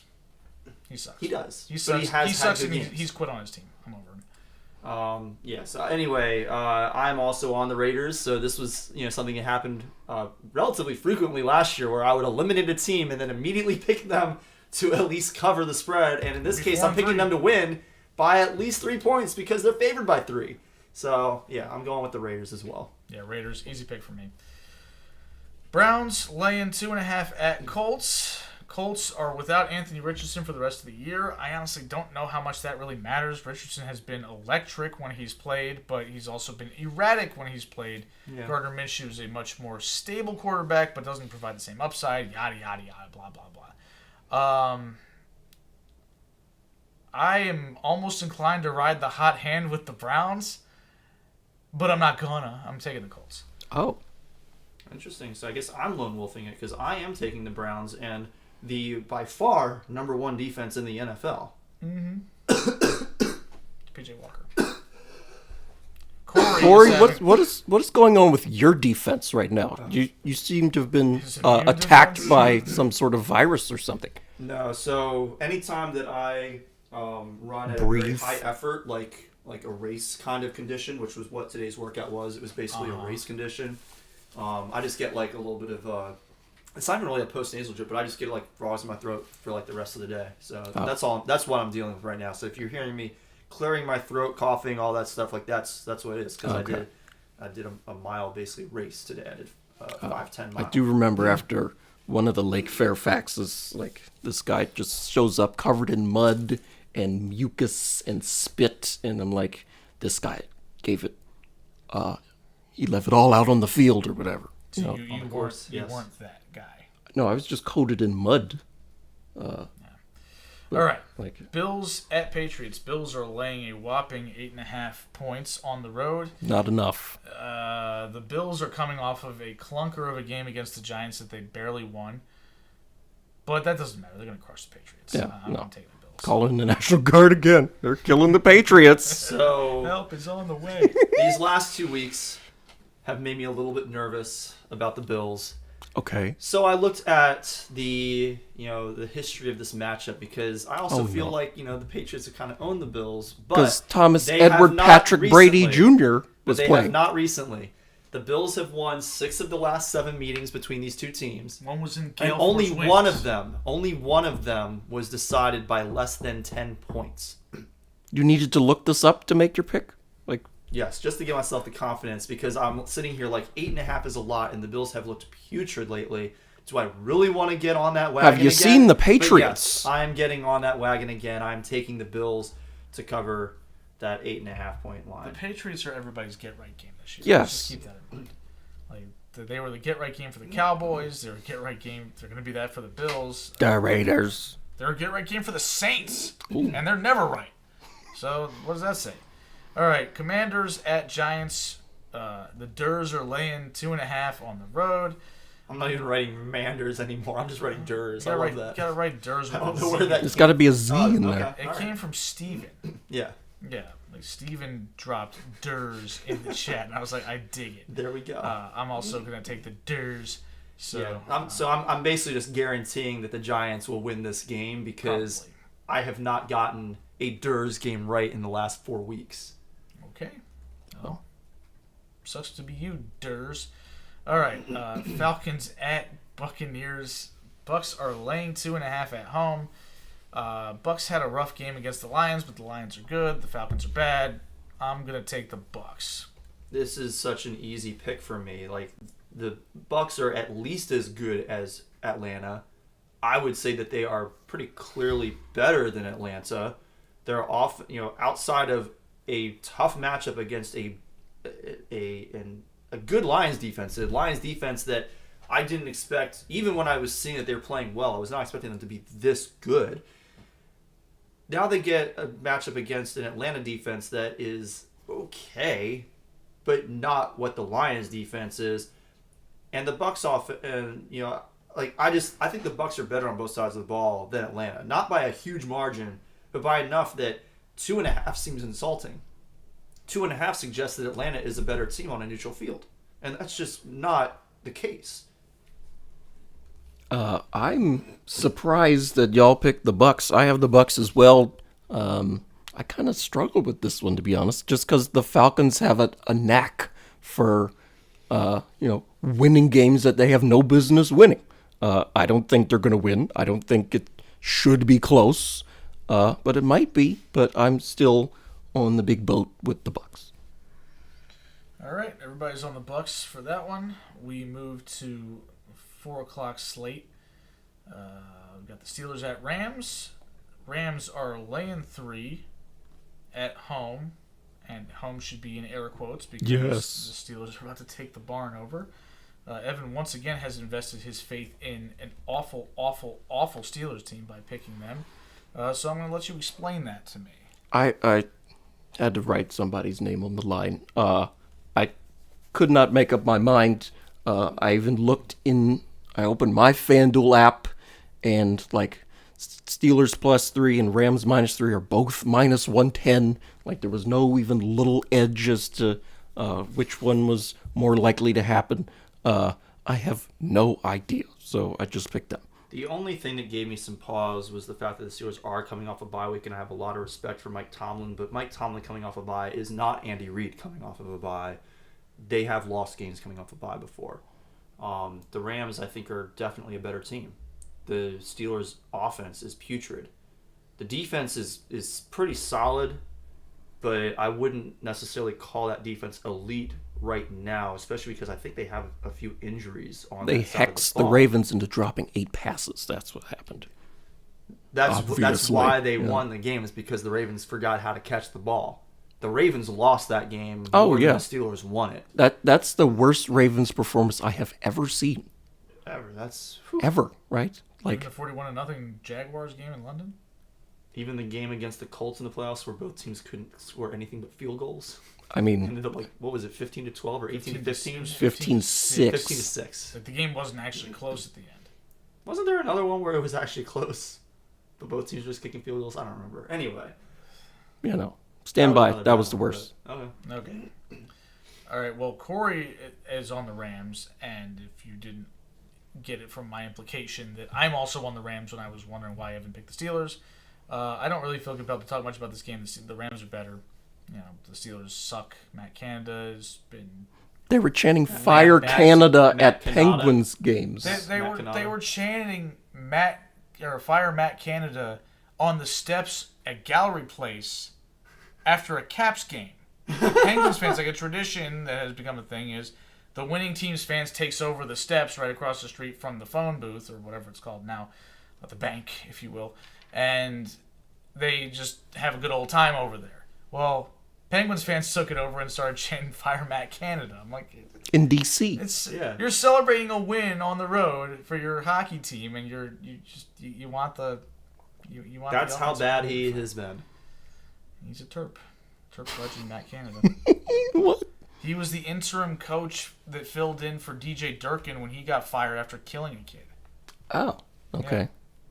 Our first So show. I hold him in high regard for handling that whole situation. But let's move on to Cardinals at Seahawks. Seahawks are laying 7.5. It's a clean sweep. We're all picking the Seahawks. Oh, okay. It's not too many points this time. Okay. Learned my lesson. Plus, I think the Seahawks are better than the Rams. I didn't like that it was more than the touchdown, but I'm still taking That it. gave me It's pause, not, too. It's not enough. The hook is not enough to make you go with the Cardinals. All right. Packers at Broncos. Dear God, this game sucks. Packers are favored by 1.5 on the road.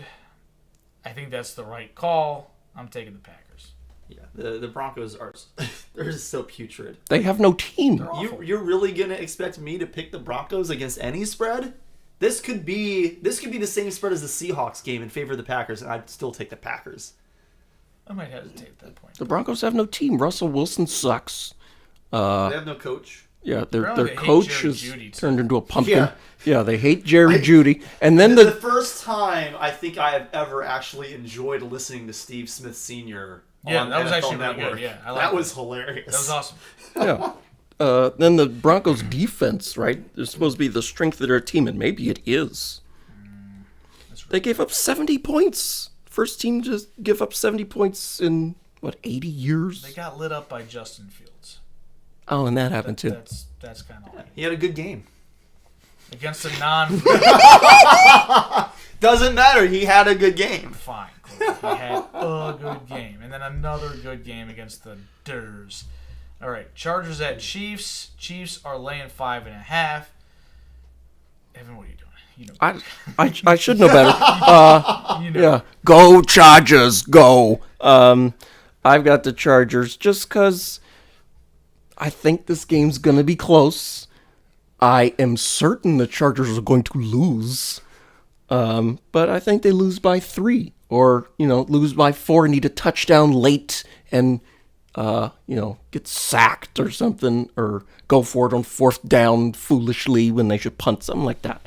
They're going to do something stupid and lose, but I think it'll be a close game. The Chiefs, I can't count on them to cover spreads either. Yeah, that's also a good point. I'm still taking the Chiefs. I've learned my lesson. I'm not taking the Bolts. No more bolts for Corey, huh? Well, I'm actually going to take the Chargers as well. What? Oh. Yeah. I know, but I'm questioning what I'm doing, so I'm also going to question what you're doing. Oh, because what okay. we're doing is stupid. Yes. We know this. Yes. But we're doing it anyway. Bill Simmons quite interestingly referred to the Chiefs as the missionary position Chiefs this year. The implication being that this is a boring version of the Chiefs. They're not fun anymore like they used to be. So sorry if you're into all that and that's your favorite spot. Corey is shrugging his shoulders, and we will move on from that. Corey's turning purple over there. You look mortified. All right, so that's what I do. That's what I bring to the podcast.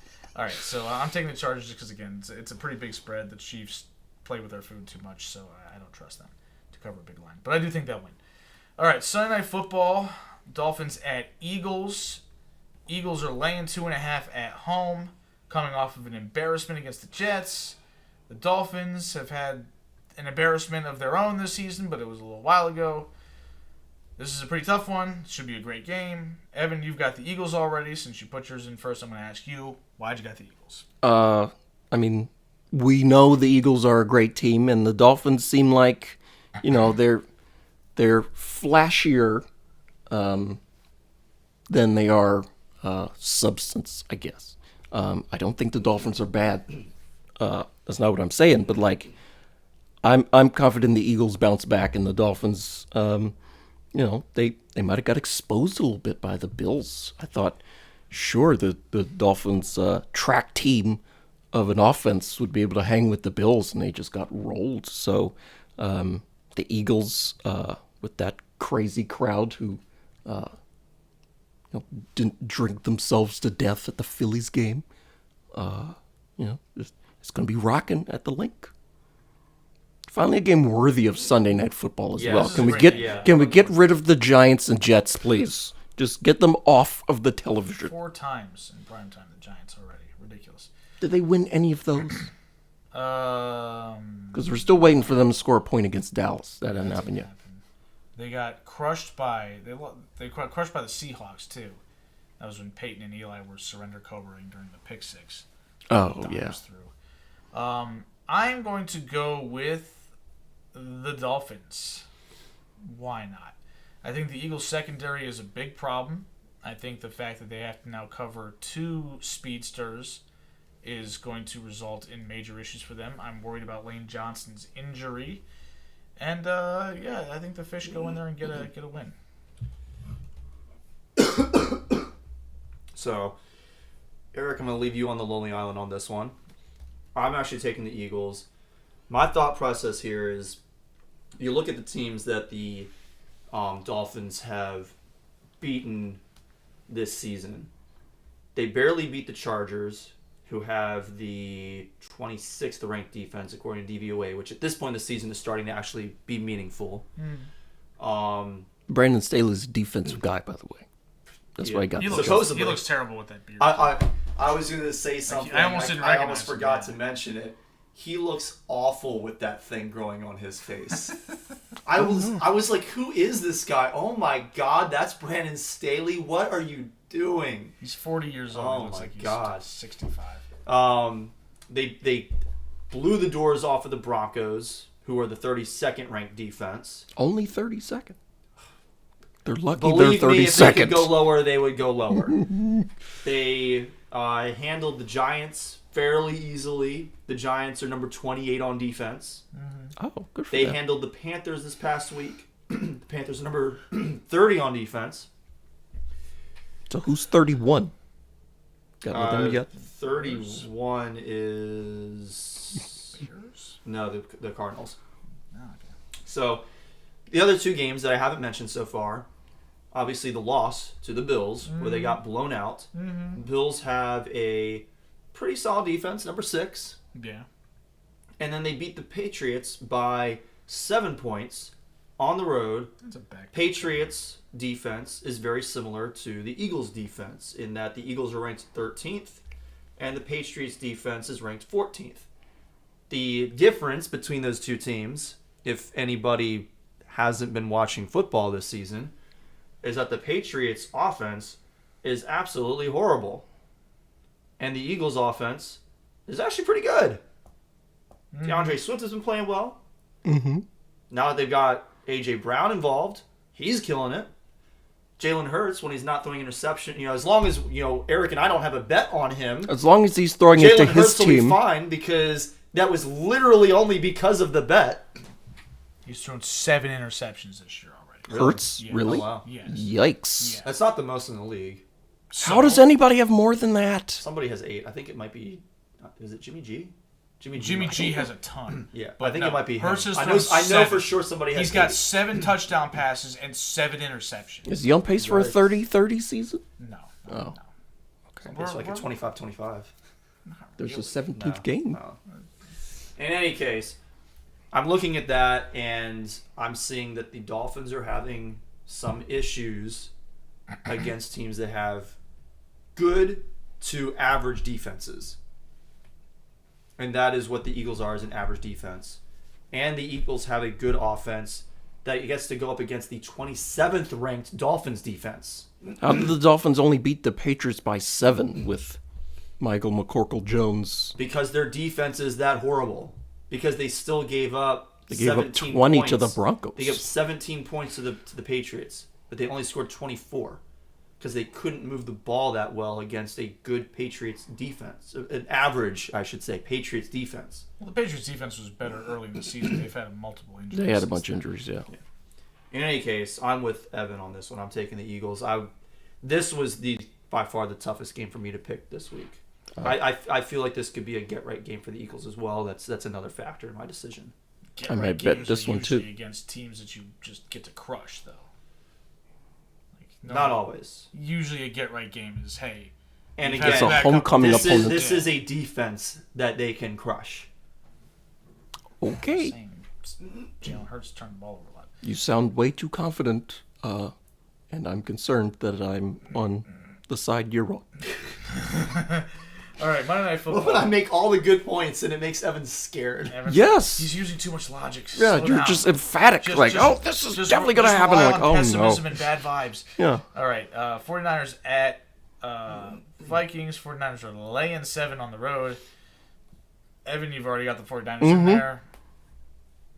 Niners had a clunker. Do we have to talk about this? Too No, much? we don't. It's the Niners. I would take the Niners minus 57. Like, just Hines 57. yeah. Some reason it said lip in there for mine. You typed it in somehow. Fat fingered it somehow. Yeah, you also have P Seahawks under Cardinals at Seahawks. Yeah, They're he PC keeps adding principal stuff Seahawks. in, and then he deleted stuff too. Well, I'm sorry.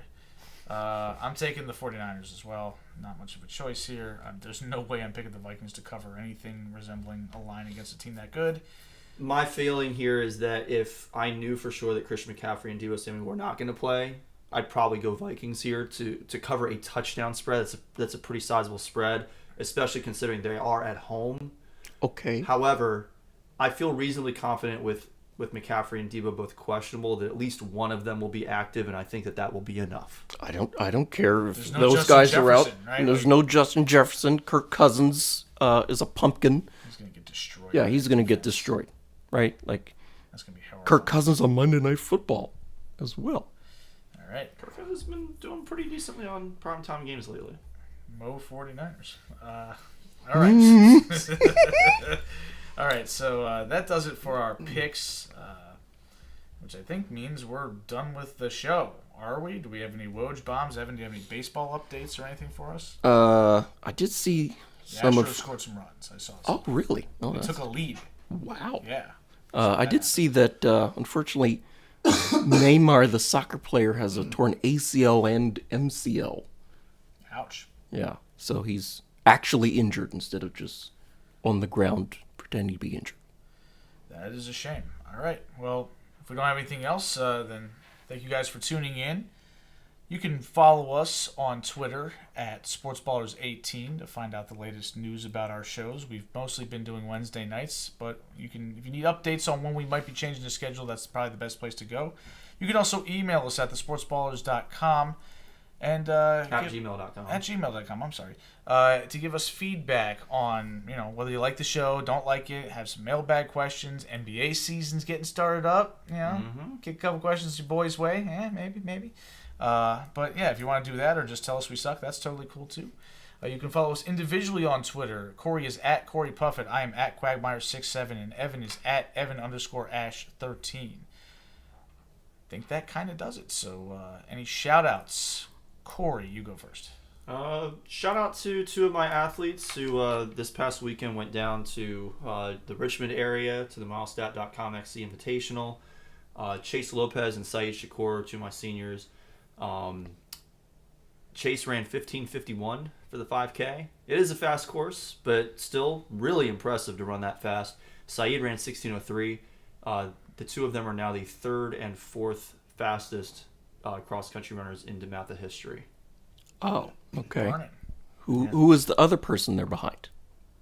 Robert Patterson. Oh, okay. Two of your former teammates, Evan. Yes. There you go. Yeah. Dining Nominally, my teammates. Dining with royalty, Yeah. as it so were. Evan, do you have any shout-outs? No, because I keep forgetting. Oh, well, that's great. Well, I wrote down a few things. Most of them were sarcastic, but so I'll start with the sarcastic one and then a sort of genuine one, but not really. Firstly, shout out to ESPN, who was airing a high school football game, I think on Friday night, and it was coming down to the wire between two Texas powerhouse high school programs where the ball was like at midfield or something like that. There's 30 seconds left, and one of the teams was up 6, and the team with the ball was driving for a potential game-winning score. And they cut away from it and said with like 30 seconds left, hey, you got 20 seconds to shift over to the app because we're going to put on some preseason NBA hoops before this game is over. And I was just like, that's great. I love that. You love that. I love that. Why? You know where your bread is buttered. The NBA is a huge part of what ESPN does. High school football is not. Get them out of here. Put them on the app.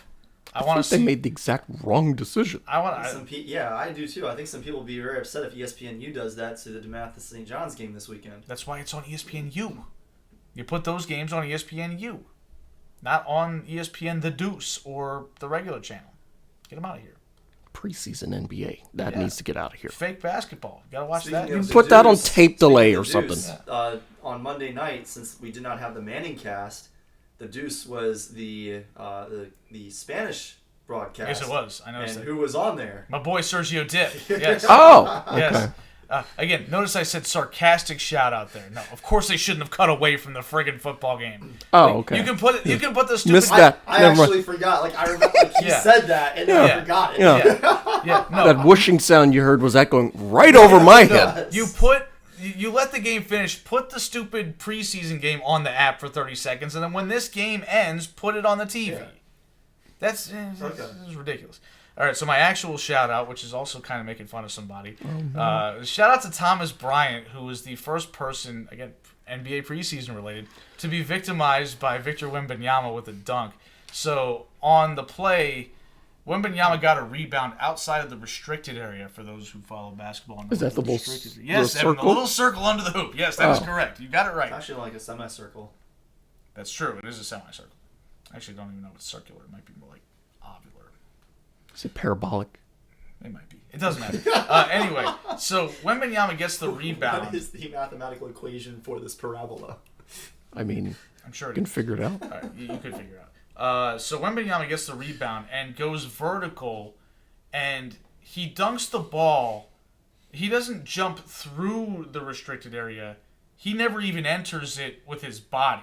He's just Gumby arming it into the basket. Like he jumps from outside the restricted area and he lands outside That the is restricted correct. area. Yes, and He does have very long arms. and very long legs. Yes. And He looks almost like when you watch him, he looks almost like Michael Jordan in Space Jam. It's insane. It's insane. So, unfortunately, there was a player between him and the basket as well, and that was my guy Thomas Bryant, who went to Indiana, played on the Wizards for a little while, and he just had this look on his face after Wembanyama dunked on him. He kind of looked to his bench going, what the hell just happened to me? What is this guy? Like John Kruk in the All-Star game against yes, Randy Johnson. Like, how is this guy in the league? Like, how is he real? I've worked and worked my whole life to get to this point athletically, and then just get dominated by some other guy. Yeah, some 19-year-old French kid just rolled in and just Gumby armed over me for a dunk. And he's just like, not long for this league. I got to get up out of here. So, He's a foot taller than Randy Johnson. They're about. yeah, 6 inches. Oh, okay. Randy Johnson's like 6'10". He's gigantic. Yes. He also does photography now. Yes. It's pretty cool. Mm-hmm. All right, well, that's all I've got. Any other shout-outs? Anybody? We done? I don't have anything. Evan didn't pay attention, so didn't get it done.